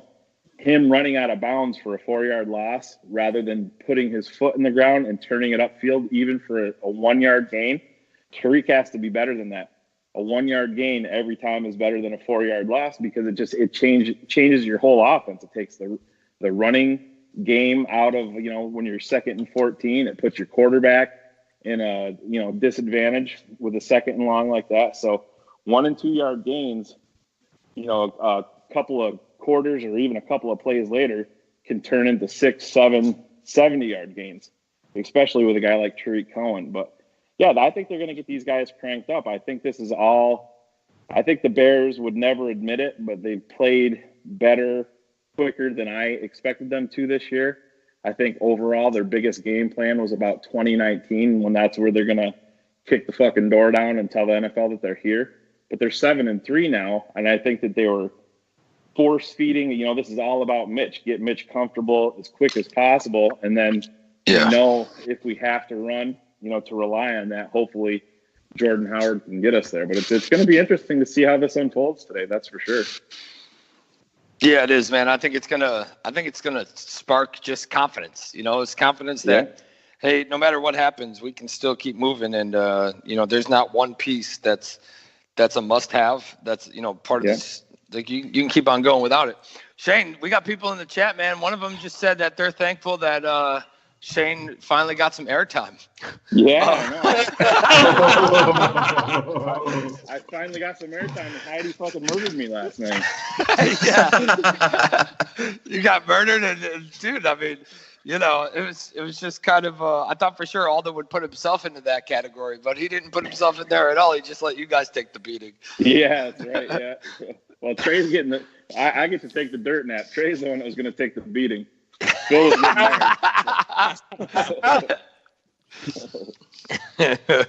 Yeah, man, that shit was funny. And we just had Heidi on a little while ago. She's still in our chat here on Skype. Like, I'm thankful for this. I'm thankful for that. She's fucking hilarious, man. So, all right. Well, I'll let you boys get back to your show, and I'll be listening in. I got some family responsibilities that I got to get to and wrap up before kickoff. So I'm thankful for all you guys. You guys are doing a great job, and let's keep this micro podcast Bears Barroom thing going, fellas. Hell yeah. Thanks, Shane. We appreciate it, man. Thanks, Shane. Thank you, Shane. Thanks, Shane. Hey, guys. Yep. Later. All right, boys. So let's keep this thing going. That was the Thanksgiving, the little Thanksgiving piece. I don't even know what time it is right now, but I guess we're good. We're good. Fuck it. We'll just keep on rolling, and if we have to cut this thing off eventually, we will. So let's get back to this. We played these dudes 11 days ago. 11 days ago, we faced the Lions. I don't know if it really comes into play though. Diddy, does it? You think it comes into play with all the changes? Chase is in, Trubisky's out. Some of the line has changed. You got Kerryon Johnson and Jones, and there's a lot of changes on both sides and for both teams. You think it comes into play or what? I think it does. Galladay is playing pretty well right now, but I think with the talent of our defensive backs, I don't see them really doing much against us. We have the defense to shut them down. We got after Stafford. I think we sacked him 6 times last time. I don't expect that to change. I expect that number to increase today because Bash can tell you, with seeing these guys live on turf, defense, they're flying, man. They're fast, and I think that's going to play a big role today. I think Chase is going to have a good game too. So I definitely think the changes are going to affect things a little bit because, you guys, we've been talking about all day, Chase knows the offense. He's going to do those quick hits, let the guys shine, getting those quick passes. So I definitely think the changes in today's game are definitely going to have an effect, especially with Johnson being out for them. They rushed for a little bit under 100 yards last game, but he had 87 of them. I think the other 2 backs only accounted for 1 yard rushing. Yeah, so, he's their beast. He's their beast. Yeah, back. absolutely. Yeah, so I think this just plays into our hands too well. I don't know. It does. You know? Yeah, it's set up perfectly. I mean, Gaines, you got Kerryon Johnson out. You got Marvin Jones out. That's their top weapons. They're gone for the day. I mean, it's honestly just another nice setup for us with those two being gone. And I really don't give a fuck. I know people say, oh, my God, like I would rather play them when they're at their best. Fuck you. I'm trying to get a W. Like, I ain't trying to, like, in any game, in any battle, you know what I'm saying? You play them when they're at their best. Fuck that. It's about sneak attacking a motherfucker and getting at it. How do you feel about this, man, about those two being out? Well. Sorry. Sucks for you. Sucks for you. But come in here and bust. And we're gonna come here and take care of business. And hopefully, what I wanted to ask Shane was how many defensive touchdowns we're gonna score today. That's what I'm curious about. This should be domination. I feel like Mac is more healthy. Our defense is just in a complete groove. I mean, when will Roquan Smith start getting some defensive rookie love or the year love? Yeah. But with those guys being out, it makes it easier for our linebackers to despise Stafford's eyes, honestly. But the next man up, we got to be prepared. It doesn't matter who's back there. We need to act like it's the starters and take care of business because they got nothing to lose. They got nothing to lose. All they want to do is play spoiler. It's a divisional game. Let's act like it's Calvin Johnson and destroy him, dog.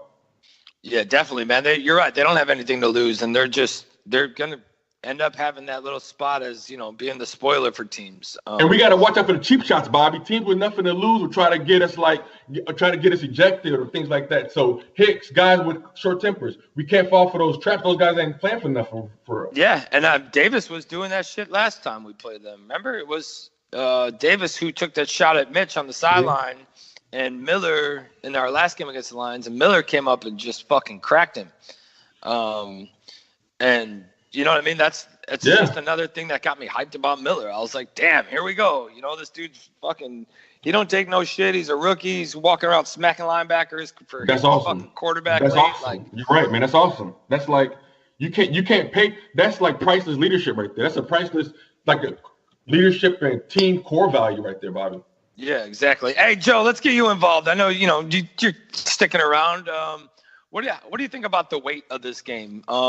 Maybe not so much as in overall record wise, but would you say that a Thanksgiving game holds more weight than a primetime game? Because I mean, more people watch football on Thanksgiving than they do on a Sunday night, I would think. Oh, hell yeah, man. I think Thanksgiving games hold a lot of weight because let's be honest, this Bears team, they want to get this W and then they want to go. I'm eating the turkey. I know I want a television eating the turkey. I know I want to see Mac chowing on that thing tonight. So I think it's got a lot of weight. So I think it's got a lot of weight. So I think it's got a lot of weight. So I think it's got a lot of weight. And then if they could win this game with Chase, if they could win this game with Chase Daniels, it's going to give them a lot of momentum. It's going to give them a lot of momentum moving forward. And then then you just got to win. Four more games to make the playoffs, maybe 3. And I mean, we think they're going to win more than that, but this is a big game, boys. They got to win this one today. Yeah, definitely, man. I think they do too. You can't just give up games, especially when you're, going against the fucking Lions in a division rivalry. Right. But I think so too, man. I think Thanksgiving, Thanksgiving's, growing up as kids, I'm sure you guys did too. There was always like the Turkey Bowl. You went and played football with your friends at a field somewhere, and then you came back. Family. Right. Yeah, you came back to get ready for Thanksgiving, and then you sat down with Grandpa and whoever and, watched football. And that's just what happened. That's how I came up at least, and I feel like it was the same for the majority of us, but who the fuck am I to know? You know what I'm saying? But I honestly think that Thanksgiving is like, no shit, a football day, man. Yeah, it is. It's the ultimate doubt. Ultimate man holiday. What holiday do you get to watch football all day, crush food that's just off the charts, sit around in sweatpants, and nobody bitches at you? Yeah. Hey, so man holiday. And you can throw liquor in there too. Dude, since you brought that up, I'm gonna ask a question real quick. All right. Do any of you get dressed up on Thanksgiving, or do you no shit chill? And Barflies, you too. And in the chat, throw it out there. Do you chill in like pajama pants and a fucking hoodie and just like throw down on some food? We're going out, man. We're going out. So yeah, I'm wearing jeans and like a nice little like sweater thing, but I'm still rocking that Bears hat, baby. Yeah. Hoodie and sweatpants today, fellas. I'm rocking a Singletary jersey all day and sweatpants. Nice. I usually dress up, put on a nice shirt, nice jeans, dress shoes. I got myself a Khalil Mack jersey that came in the mail yesterday, so I think I'm rocking that bad boy today. So nice. I can't not. I got to wear it today. Nice, man. I'll be wearing a work uniform because my job sucks.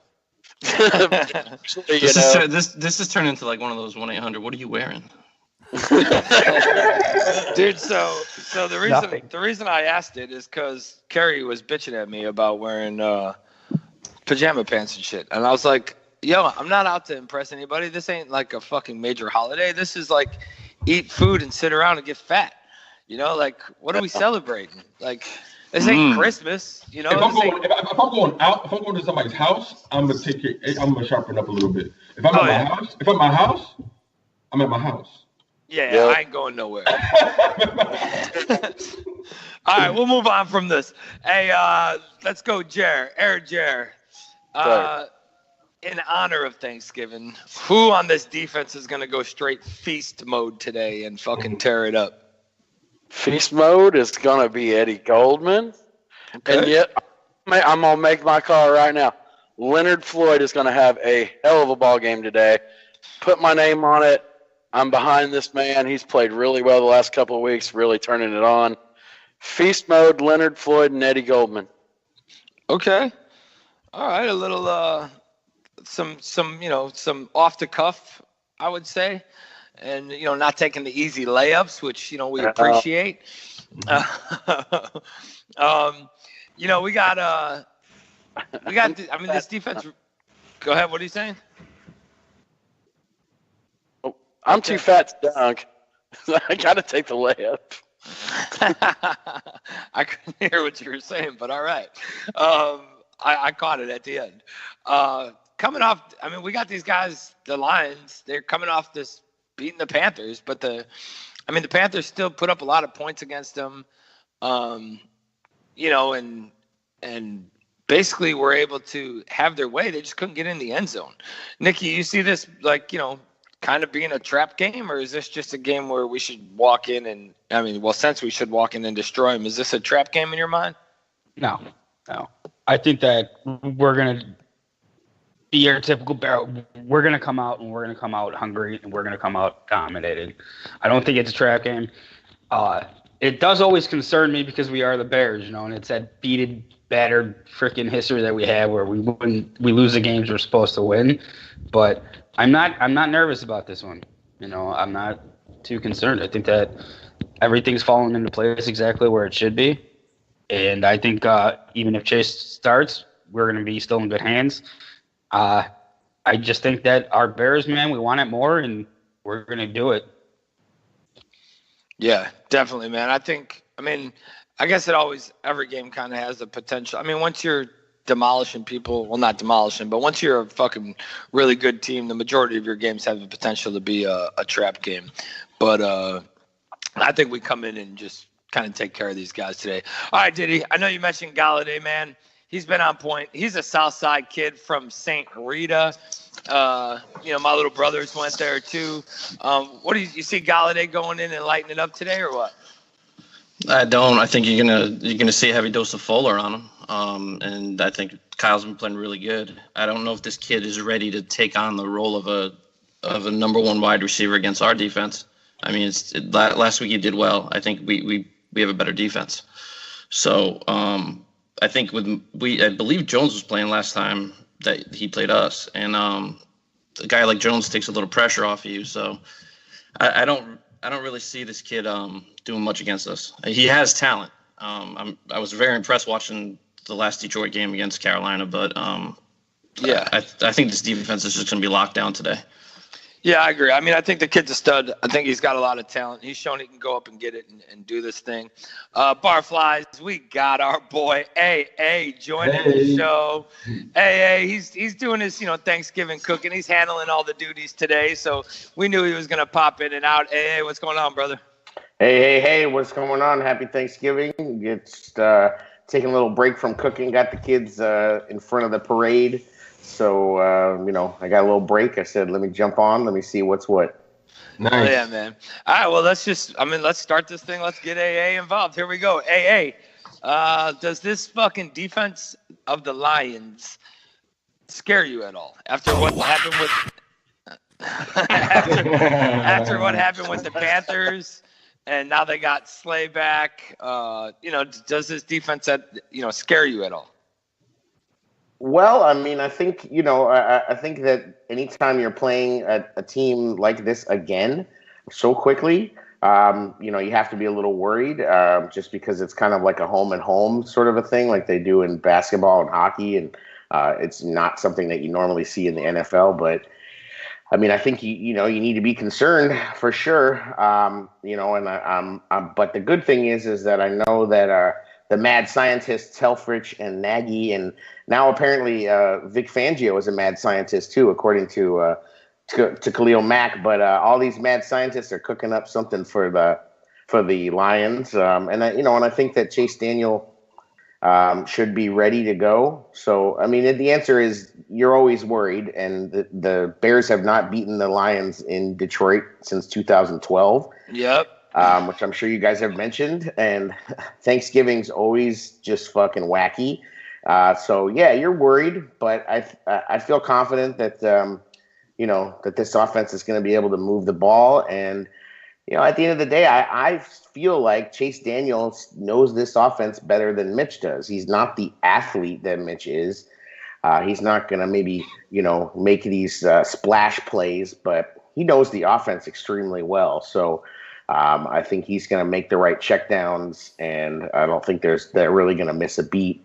It's not like we're throwing, some bum in there. So, yeah, I think you're worried, but I think they're going to be able to do what they need to do to get it done. Yeah, I think it's going to be. I think fans are going to be surprised with how well Daniels does, man. I think it's going to be. I don't really think it's going to be a cause for commotion like we kind of, led into a little bit, but I think they're going to be pleasantly surprised with how he does.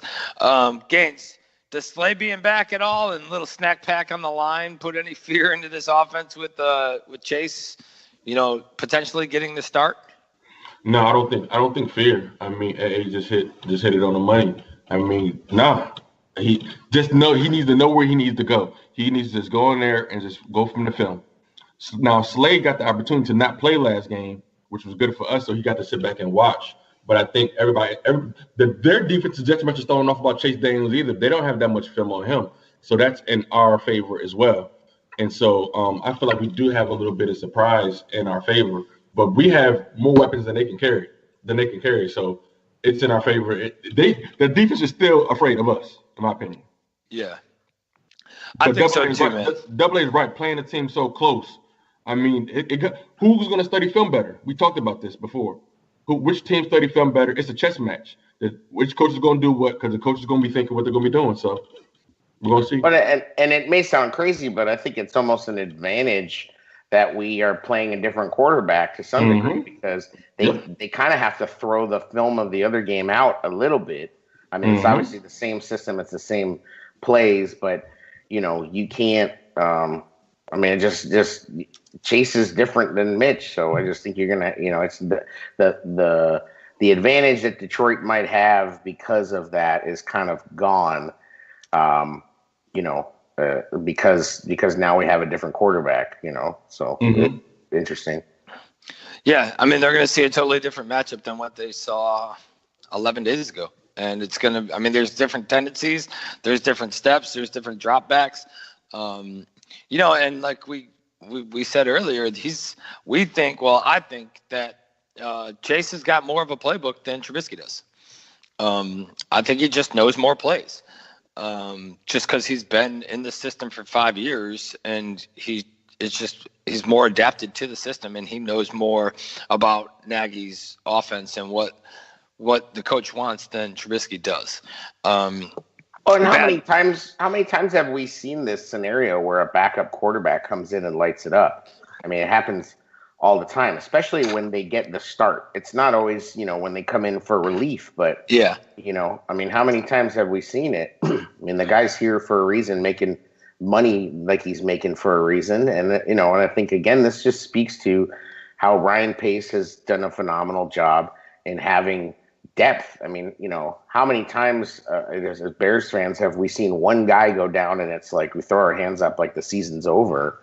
And now, I mean, maybe we're being overconfident, as I've heard some people say, but at the end of the day, this team is deep. It's well coached. The system is really strong. And so, you feel good. Dude, Joe Moscone in the chat just said it perfectly. He put Nagy may very well not call a single play that Detroit saw 2 weeks ago. That's the benefit. That's the benefit of Chase's experience in this system. Boom. I think it's likely that he won't call a single play. If I was Nagy and knowing the way he is, I'd be so hyped just to throw a whole different book at him. Yeah. I'd be surprised if they call one play the same. Because why would you? Yeah, exactly. Yeah. I don't know. I'd probably play it like a dick and just run the exact same offense. Just say, you can't stop it. Fuck you. Badge, what's the adjustment do you think that these lines make now that they've known that Chase is in? If you were them, what adjustments do you make for Chase Daniels coming in that you didn't have for Trubisky? I don't know that they're going to know the adjustments to make, honestly, because you have no tape on Daniel. Yeah. I think you might see a little bit. I think they may expect a quick game, so you may see a little more press man, right out the gate. Yeah. If they do that, I think that's where you're going to see us open up the run game. But I wouldn't be surprised again, though, if they did what they did 2 weeks ago. They were geared up to stop the run, man. They really thought that we were going to come out and try to run the football. And, we went that no huddle right off the bat. And I think it caught them off guard. And they were off guard for the remainder of the game, until midway through the third quarter anyway. So, yeah. I see a lot of press man. Yeah, I agree, man. I think they know. The strategy here is to stop us from the underneath game. And Jer, I don't know. That's what I would think. And granted, they're the pros, but you think they try to make Chase throw the deep ball, man, and keep him from the underneath game? I think they will attempt to, but I don't think they don't have the ponies to do that trick. They just don't. I think you're gonna see a lot of slants. You're gonna see a lot of rub routes where a running back and a tight end cross, and they're going to rub the defenders off, and somebody's going to be open. Yeah, I don't think it's actually. I don't know if it's actually possible to keep the speed of these receivers from going underneath and running them drag routes and rub routes like you're saying. To keep them getting open underneath. I could see them dropping some more people back in coverage to try to stop it, but. I really, granted it's ball washing, but I think. I really hope that they do drop more people back in coverage. Then maybe our running game will get off the ground. If this offense is executed properly, you got Cohen and Gabriel. What defense can really keep up with that speed? Mm-hmm. If things are clicking today, especially with yards after carry with these two guys, that's what I'm looking for today. Gabriel and Cohen should be eating today. Yeah, definitely, man. Go ahead. But one thing that we keep forgetting, I think because it's a backup quarterback, we keep thinking of one thing that he might do well. Guys, we might very well see a complete game. And it kind of just him. What if everything clicks? What if the running game and passing game both explode today? It's a Thanksgiving miracle. That shit can happen. I agree with you, Gaines. I had a semi-hot take, which was that Chase just might show Mitch how to run this offense better than Mitch has been running it, which could be a really good thing, Yes, because now all of the now all of the receivers and everybody's a little more up to speed, and Mitch can kind of sit back and watch. Exactly. And, Exactly. you know, I mean, I think what Chase brings will be that more veteran, patient presence. You know, he's going to know the checkdowns even better, and he's going to get even more people involved, or at least he has the potential to. And, you know, it could be a really good thing. I mean, this could be, you know, something where we look back on and it could be like an aha moment for Mitch where he sees, you know, and, you know, I mean, it's one of those things where it's like, we know what they know and they know what we know. And now we both know. So it's time to go. This is the first time Mitch Trubisky we get to experience what Patrick Mahomes experienced last year. Exactly. That's a phenomenal point. Being on the sideline with the coach and looking at the mistakes. And so even if Chase makes a mistake, that helps Mitch because he's with the quarterback coach. And this is what Mahomes got to go through all last year. Right. That's why you would throw fucking 5-6 touchdowns if you get to see people's mistakes and stuff. And so, but then the Lions might be feeling good about themselves, guys. Beating the Cam Newton, that can raise your spirits a little bit. And so, but I still think we're way more talented, in my opinion. But I don't think that they won that game because they dominated. They won that game because the Panthers missed kicks, and Cam Newton couldn't execute, and Ron Rivera went for a stupid two-point conversion at the end. I mean, Newton still put up like 350 fucking some yards passing on them, man. Right. So it's like, not. The Lions backed into that win. It wasn't like, you know. And let's face it, Carolina's offense, their receivers are hot, steamy piles, man. Yeah. They ain't nothing let's get the Goon involved a little bit. Goon, you think I'm sure you heard it. Chase said he hasn't played with the ones at all yet. Do you think this affects Do you think this affects the chemistry, or do you think he's just going to step right in and execute? Yeah, I mean, I don't think it's going to affect the chemistry. I mean, we saw they all had a great relationship in camp when we were all there. I think Chase is going to step right in, and it's going to be, I think it's going to be a good fit right away. I mean, I don't envision them having problems. I mean, Trey Burton and Chase have a good relationship, so I'd be shocked if Burton doesn't have a huge day today. So look for Trey Burton to get involved early and often, and I think this team is going to gel really well.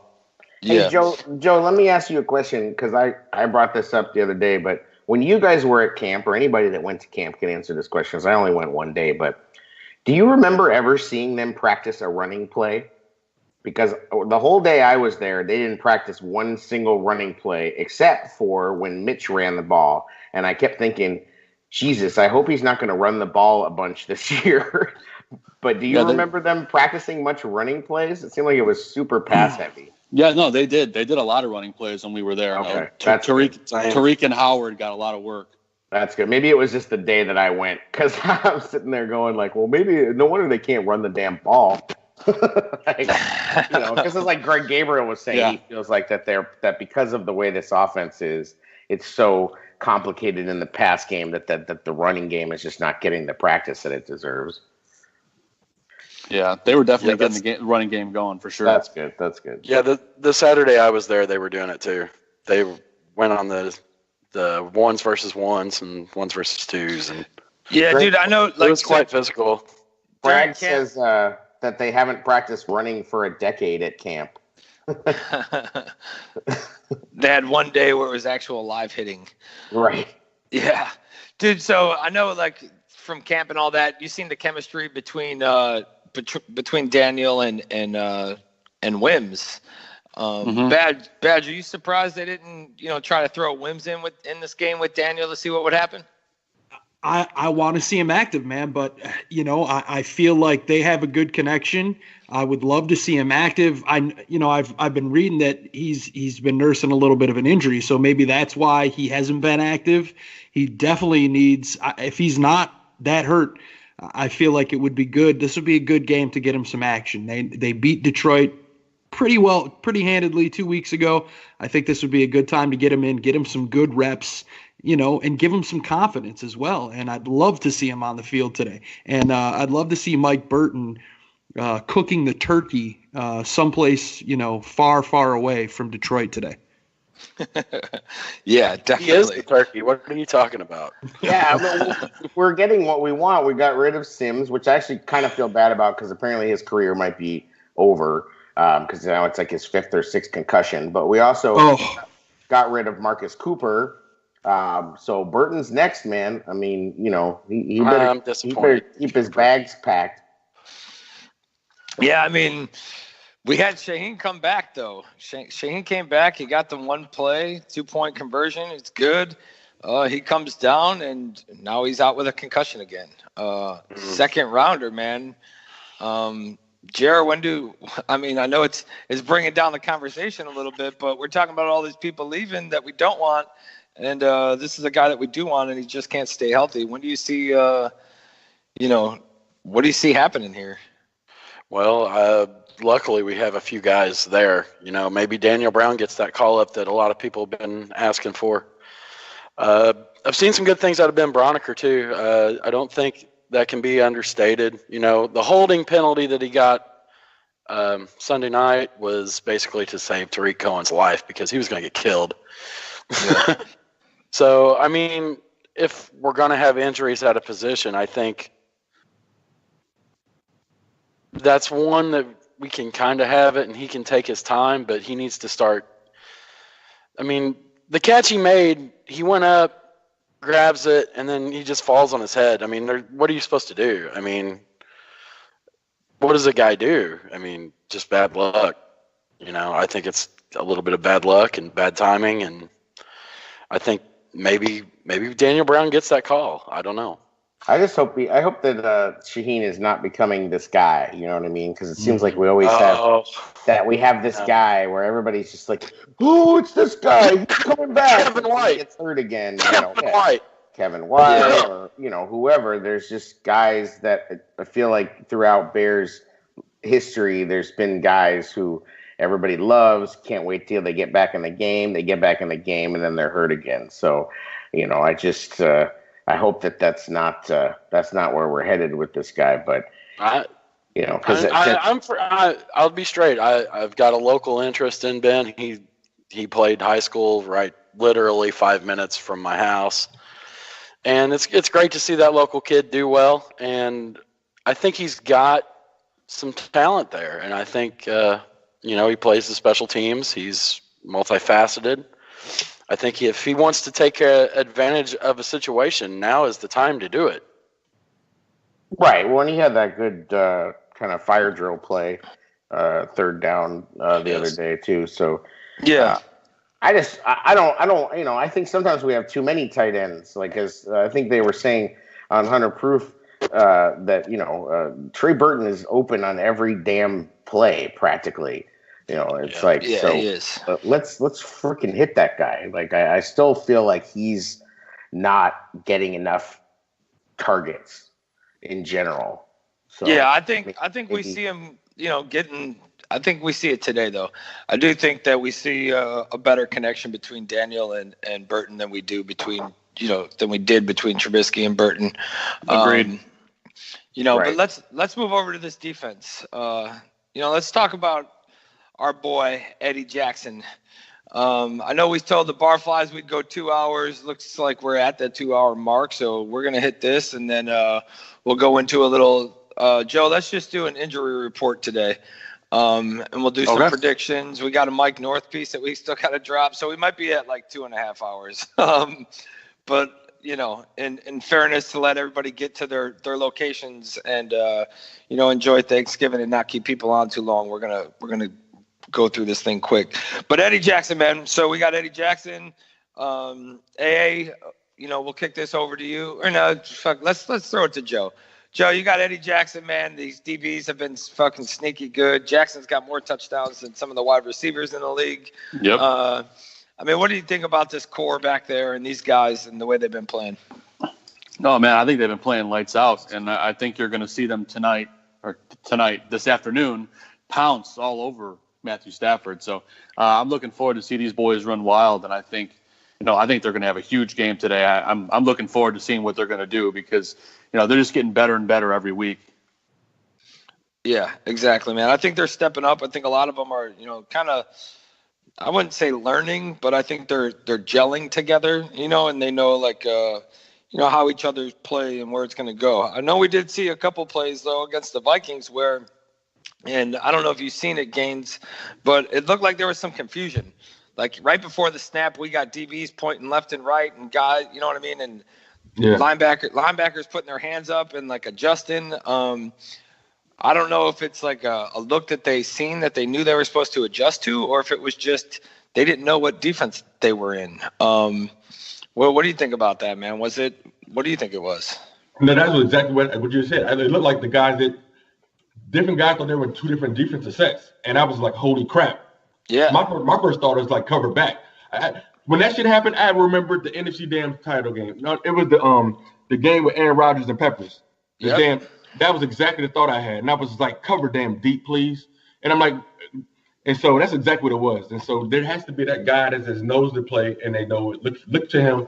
These are things we got to sharpen up on now. Those type of things can't happen in the playoffs. Those type of things can't happen against the Rams and the Saints. Yeah.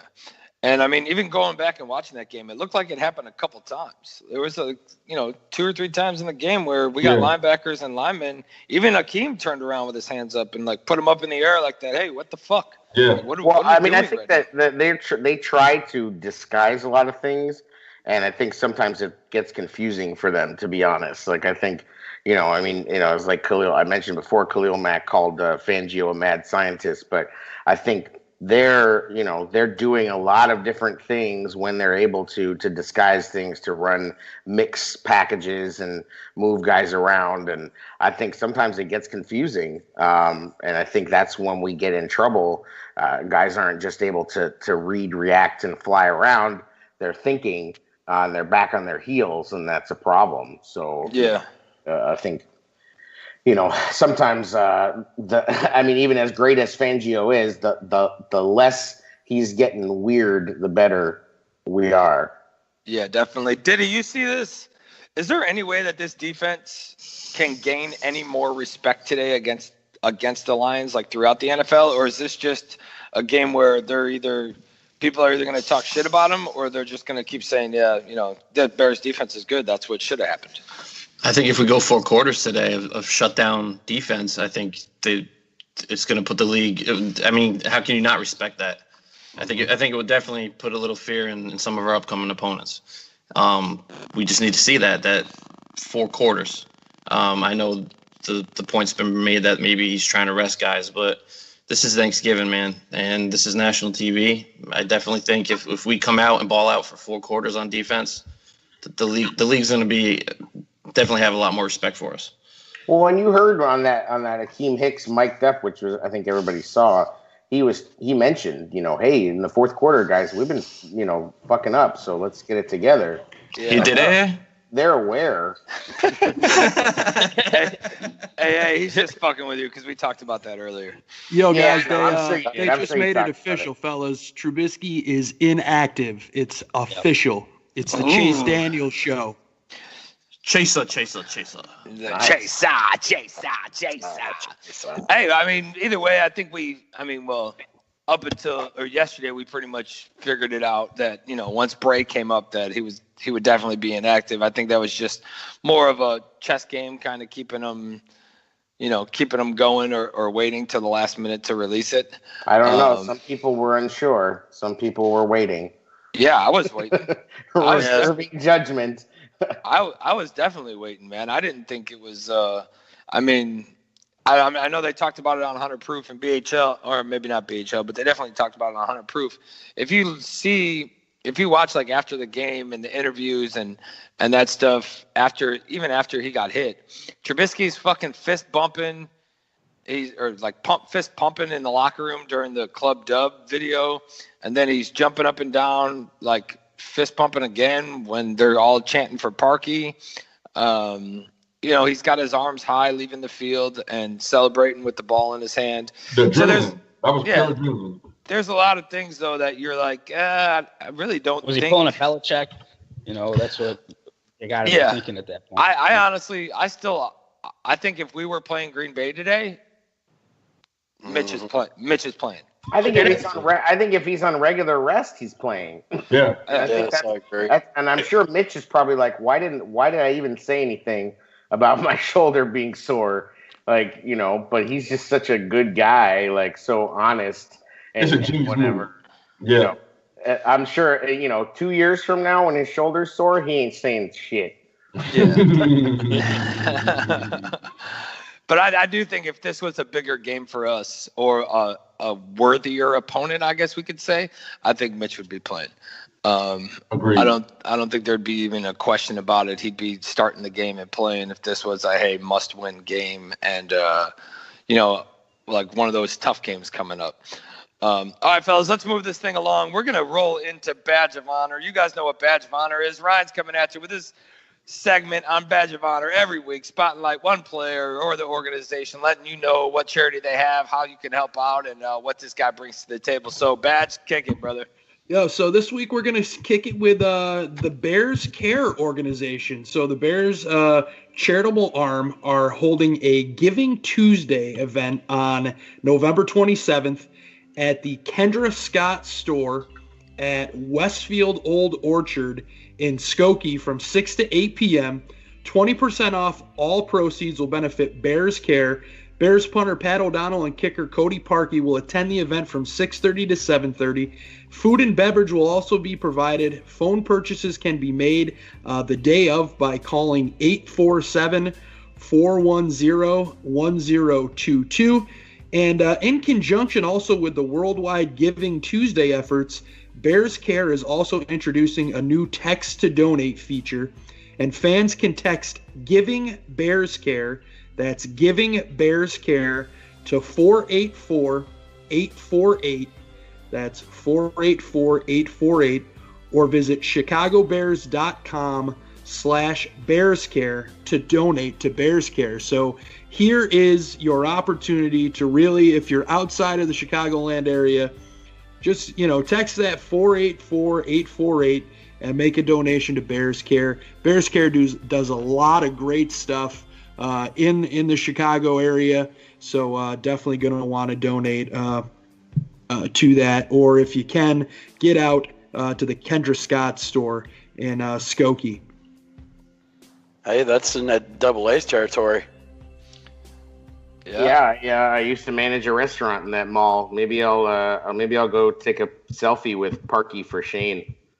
There you go. you and Parkey together. And we appreciate him it, to sign a post. Yeah. Badge, as always, man, we appreciate the Badge of Honor. It's a great little piece. I know we kind of rushed it today, and I mean, I kind of feel shitty, you know, honestly. No, it's good, man. It's I not, think it's not something you want to rush. Yeah, but I definitely wanted to make sure we still got it in there, man. Thanks, guys. Of course. All right, so, hey, let's move on to these what are we at? We're at a little past the hour. Let's move on to these game predictions. I know let's just go with, well, there's only one other game in the NFC North that's Sunday night. So let's go game predictions for today. And then we'll go, and then we'll predict the Packer Minnesota. So game predictions, we're coming around the table. Let's start with Joe. Well, let's just do this. Does anybody taking the Lions? Jared. No. Okay, cool. No. So nobody's got the Lions. Nobody's got the Lions. We're saving some time. Cowboys and Skins. The Skins at the Cowboys. Skins. Breaking news: Kevin White is active. Sorry to jump in. Oh, yeah. That's important to know. Yeah, Wims is inactive, right? Yeah, Wims isn't. Yeah. I gotta change my DK lineup. Taking the Cowboys. Redskins. Who's taking the Redskins? I'm taking the Redskins. I'm taking the Redskins. Colt I'm McCoy. I'm taking the Skins too, man. Colt McCoy is going to get some life into that offense. Nah, I'm taking the Cowboys. Cowboys here. For sure. Cowboys. Defense is nasty. Yeah, their defense is playing really, really well. That Vander Esch kid they picked is really good. Yeah, but, he is but, good. But remember, Double A, the Redskins just shut down Hopkins and company. I'm telling you. They barely got past the Texans, And we talked about it yesterday on Tucson Lagoon. The last time Colt McCoy started, he beat the Dallas Cowboys. But the game is in Dallas, isn't it? Yeah, that's where he beat him at, in Dallas. I'm still picking the Cowboys. I don't. If Dallas ever gets it together, they can be a scary team with that defense. Yeah, their defense has been pretty stout, man. They've been good. I think, they're just on that slump, though. I didn't think Dak was that great when he came out. I know he got a lot of praise because he's Cowboys and this and that. But I think they've seen what happens when they don't have like the weapons on the outside to fucking take control of a game. And you talk, but they need what we're talking about: consistent defense. They got destroyed by the Titans. But so you can't have a great defense get destroyed by those kind of teams. Yeah. So either one of you guys are flying in a helicopter or your mic is fucking horrible. Because there's some feedback right there. So I don't know who just muted, but whoever just muted, it was you. All right. So let's move on to this Falcons and Saints game. Is anybody taking the Falcons to upset the fucking steamrolling Saints that we've seen? Absolutely not. I thought Hell about no. it. Not even gonna lie, but I can't do it. I'll take him. Fuck it. There you go, Jer. Okay. Julio. They have Julio Jones. But why would they? Defense is terrible. Yeah, this isn't like, hey, I dare somebody to take him, and you have to be the guy. If you don't want to take him, man. I think they got a chance. Man. No, I do too. If I think that they do have a chance, I still think the Saints are gonna pull it out. I'll go ahead and high school. The Falcons almost never beat the Saints. I think the Saints. Aren't the Saints favored by like 14 points? Probably like 40 fucking points. Yeah, I know. 13 and a half, gentlemen. Yeah, 13 and a half. The Saints are gonna win. The Saints are gonna win this game by like 35. Guys, if a head coach loses to the Browns and in the same next week beats the best team in the league, that's coach of the year, right? Like that's a cover in 5 days. You can't lose to the Browns and then come beat Drew Brees. But, yeah. That's terrible. I don't know, man. Atlanta sports, man. Just all right. You convinced me. Fuck. No, your pick's in. Yeah, you don't get the flip flop, motherfucker. You love them dirty birds. All right, let's push over to this Packer-Vikings game. I know it's not till Sunday. It's Sunday night, but we're not going to have another show before that, and that will wrap up our NFC North for us going through this game. So, Packers-Vikes, give me who wins? I think the Vikings win. I think they're going to be pissed off after losing to the Bears, and I just think I think they win. I think the Packers are in disarray. Vikings win. All right, Gaines, who do you got? Packers, Vikes. Vikings. Same exact reasons. All right, so Gaines. Nikki, who you got? Packers, Vikes. Aye.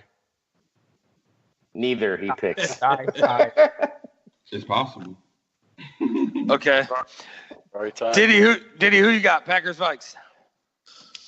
Packers, man. I hate to say it, but it also kind of puts a wedge in between us and Minnesota, so I'll take it. Okay. Yeah, are we rooting for the Packers? That's not possible. No. Not rooting for the Vikings either. Right. No, I mean, why wouldn't you? It would have to be smart for you to want the Packers to win. No, we talked about this yesterday. No. Yes, we do by the numbers, though, but we don't want them to have any signs of life. Right. Exactly. We don't want those dudes in the playoffs. We can handle the Vikings. We don't want Aaron Rodgers in the playoffs. I want Packers dead. I want them buried. I want him dead. I want his house burnt to the ground. You kick them while they're down. Just kick them while they're down. I want to go over there and piss on his ashes. Badge, who do you got? So last week, Bobby, you brought up that if we had respect for other teams, that in the North, and I said Minnesota. Yeah. Fuck that shit. After this past game, they could S&D. Yeah. So you know what? I'm a Diddy, man. I'm going Packers, man. I said it. The week they played each other, week 2, they tied. Nikki just said tie, so I'm gonna let them have it. But I'm going Packers, man. I want to see them put a wedge between the Vikings and us. And I'm not concerned with the Packers, man. Not at all at this point. They're in disarray, and I think it helps us 100%. Yeah, I'm going Harrison Packers Smith. too. Maybe Harrison Smith gets some dirty hits on Aaron Rodgers. Boom. I'm going Packers too, man. I think Aaron Rodgers comes out and fucking picks apart that secondary. I'm about to take the Packers too for the same reasons, probably. You know, Minnesota had to come back to even get it to a tie. Yeah. So I think it's Packers. I think that's what we got. Joe, who are you taking? I'm going to take the Vikings. I'm going to tell you why. Because that pass rush is really going to get to Aaron Rodgers. That Packers O-line is not good. They don't have Jimmy Graham. He broke his finger, so I'm not sure if he's going to play in this game. Probably not. So they don't have him on the outside to chip guys. I'm going to take the Vikings because of that pass rush. Okay. Well, and if Rodgers doesn't play well against the Vikings, that's another kind of feather in Mitch's cap, sort of indirectly. In the same way that Breeze's numbers, where it's just another like, hey, this defense is good kind of thing. The Packers are shorter. I mean, I think it does something for him, but I mean, honestly, I'm not like Badger saying, I'm not scared of the Packers, man. I think the fucking Packers they're at their downfall. And granted, I'd love to see the Vikings frustrate the fuck out of Aaron Rodgers because I love watching him get sacked and where he starts to fucking cry and throw his little fits and shit. And you could just see the game getting away from him when he starts acting like that. But I honestly think the Packers are going to pull this one out and take it. You are Aaron Rodgers' brother.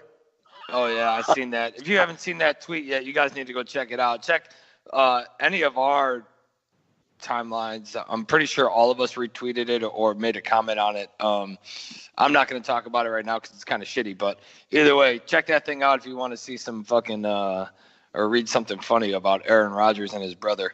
So those are our those are our NFC North picks. It's our Thanksgiving picks, and we're going to keep this thing rolling with a little north to north. We're going to drop in Mike's top 4 picks from the Mike North Advantage that you guys should have caught yesterday. If you missed it, here's the top 4 picks. Let you know what to get your money on today.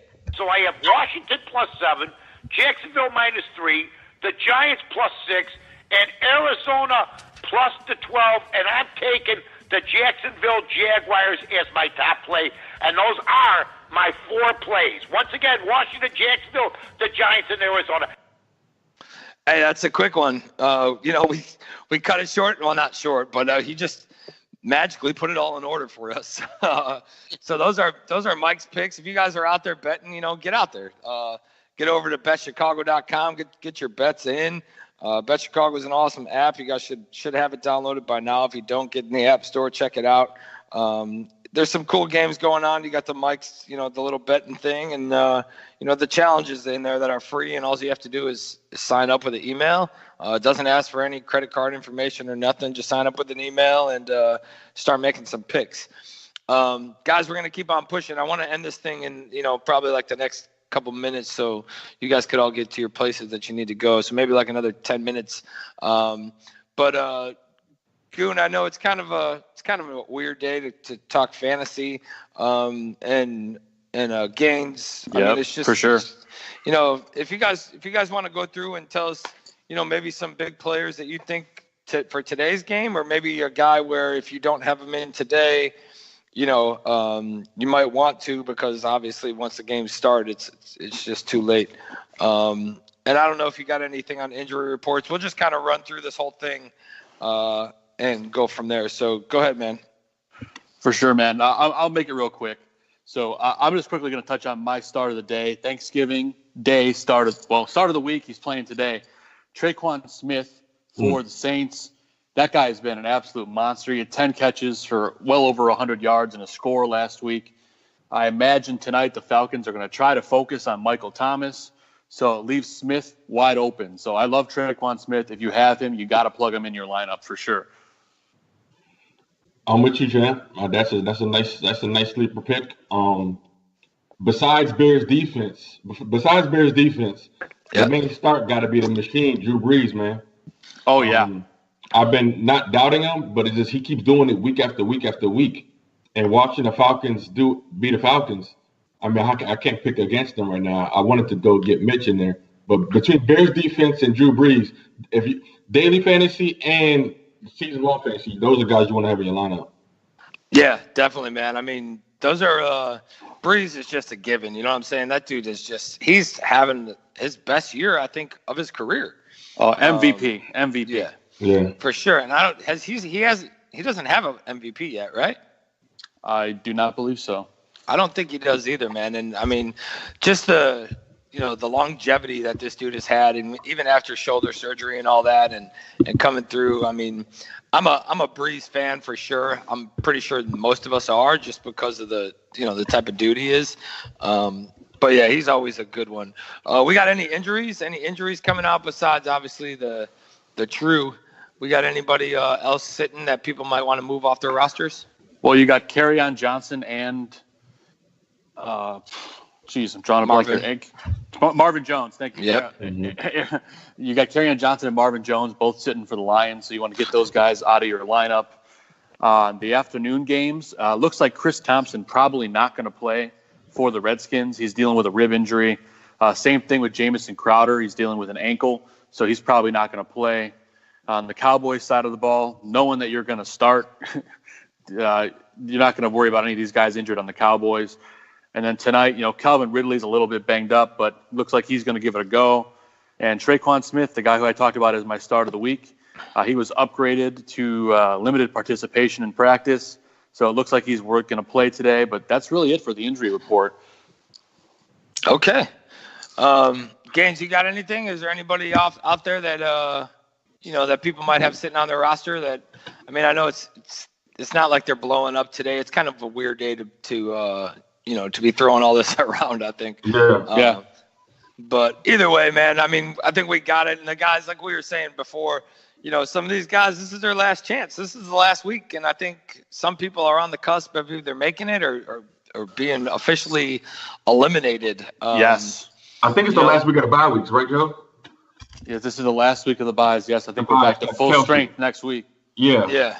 Because Kelsey, people right now probably looking for tight end. So I have Trey Burton going in a lot of leagues because of Kelsey being out. And so I've had Kelsey like all season long, dependable. And so I'm firing up Trey Burton today. Okay. And real quick, man, Tooch not able to call in. He's got no service, but he texted me in his sit for Thanksgiving, and that's Adrian Peterson today going against that tough Cowboys run defense. They're going to stack the box against him. So if you can bench the Cowboys, if you could bench Adrian Peterson, Tooch is recommending that. Yo, if I could bench the Cowboys, I would. I fucking hate the Cowboys.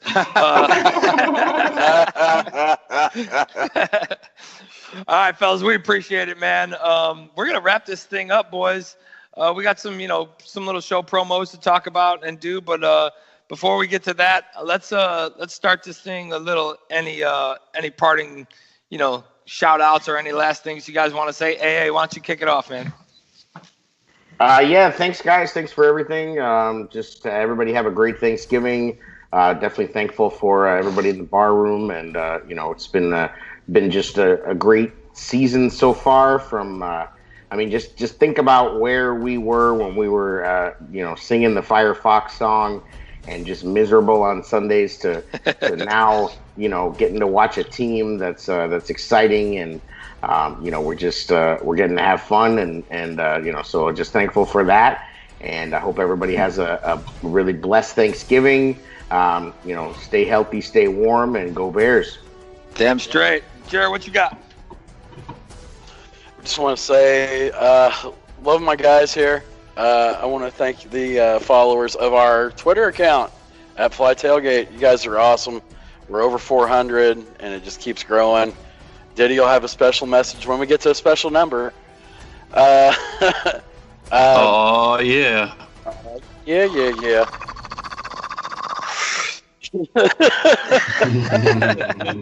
Go ahead. All I can say is, I'm gonna throw a bold prediction out there real quick. Kevin White gets a touchdown today. That's it. There's your Thanksgiving miracle. There's your Thanksgiving miracle, and I am out. Gaines, what you got, man? Oh man, it's just like double A hit it on the head, man. So many Thanksgivings, or not Thanksgivings, when we expect the Bears to win now, and that's something we need to just sit back and appreciate. We expect them to go out there and just play good football, and so that's actually come a long way. And so thankful for good football, thankful for friendship, man, and everything we got going on here. And I want to thank you to Joe and Tooch for allowing me to be on their show.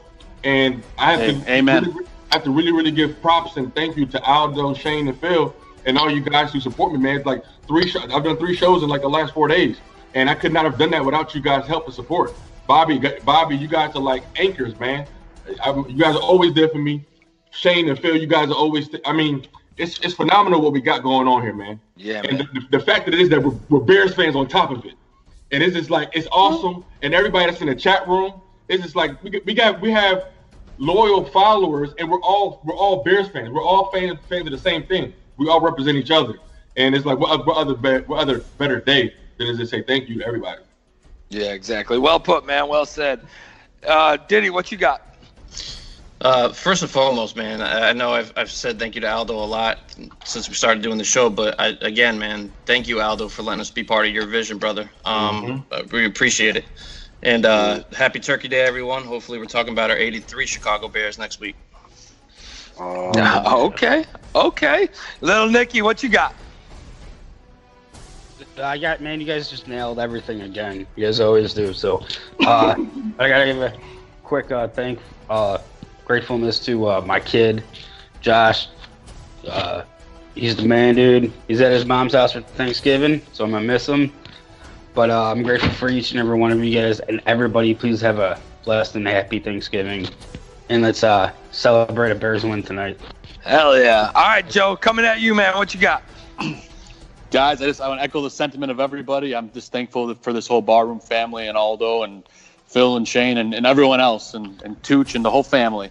So I'm really thankful for all you guys. And when it comes to fantasy football, remember, just appreciate your fantasy family. That's your league mates in your fantasy league. They are what makes it fun. At the end of the day, without them, there is no challenge. So cheers to all the fantasy football families across the world. Happy Thanksgiving, everybody. Damn straight. All right, man. I think I got to everybody. I didn't forget anybody, did I? Oh, just Badge. Oh, fuck, Badge. Damn it. Go ahead, man. So, I got to give a shout out to my wife and daughter. My wife, Sarah, my daughter, Kayla, man. I bothered the shit out of them with Bears stuff 24/7, 365. And the rest of my family for the support. My barroom family, man. Yo, I love doing this, man. Like, to be able to talk Bears football with you guys. Shane, Phil, Aldo, man, I can't thank you guys enough. Buffon, BG, man, I love what we're doing, and I think this is just going to continue to be the bomb, man. So thank you, everybody. Everybody have a happy Thanksgiving. Barflies, you guys rock. And then Bobby, my fault, Bobby, real quick. Go ahead. That was quick. My princesses, my 3 girls, my mom, I have the best mother in the world who's making a fantastic dinner. I don't have to do anything. This is going to be amazing. To my brother and his wife Ashley down in Texas, I have a brand new niece, baby Ava. So she's gonna see her first Bears game, her first Bears Thanksgiving, and so just thankful for family. And my brother Jordan visiting up his wifey up in PA, and my sister Jasmine in New York, and my dad in Chicago. Just so much love for my family support, man. I'm nothing without them. And so my Bears family and immediate family love you all. Damn straight. Well said, man. And always, put it nicely. Of course, obviously, our whole, fuck it, man. We're just a bunch of Bears barroom ball washers. The family, I mean, everybody, man. The way these things come together, and appreciate each and every one of you. Everybody joining the chat room today. Thanks for coming out. We wouldn't be able to do this without our immediate family and without our barroom family. So thanks for coming out and joining us on this Thanksgiving. And the Barfly Tailgate Show and all Bears Barroom Radio Network shows are brought to you by the Verdoliak Law Group and BetChicago.com. Visit Verdoliak Law Group and give them a call, explain what's going on, see if they can help you out. Stop by Bet Chicago, one of the hottest new websites sporting betting apps available. Dedicated to sports betting. Get over there, drop Mike's picks in there, or go head-to-head with him, beat him up, see what happens, send him to Verdoliak, whatever you got to do. Don't forget to visit TixBlitz, where you can get all your sporting needs. They got sporting events, concerts, theater shows. I mean, everything, man. Everything you need, they got on there. Go check it out. Get in the little Tix Blitz jingle competition. I'm in it. There's a couple of us in it. Get in there, get your jingles on. Maybe you win a chance to go see the Bears and Packers December 16th in Chicago.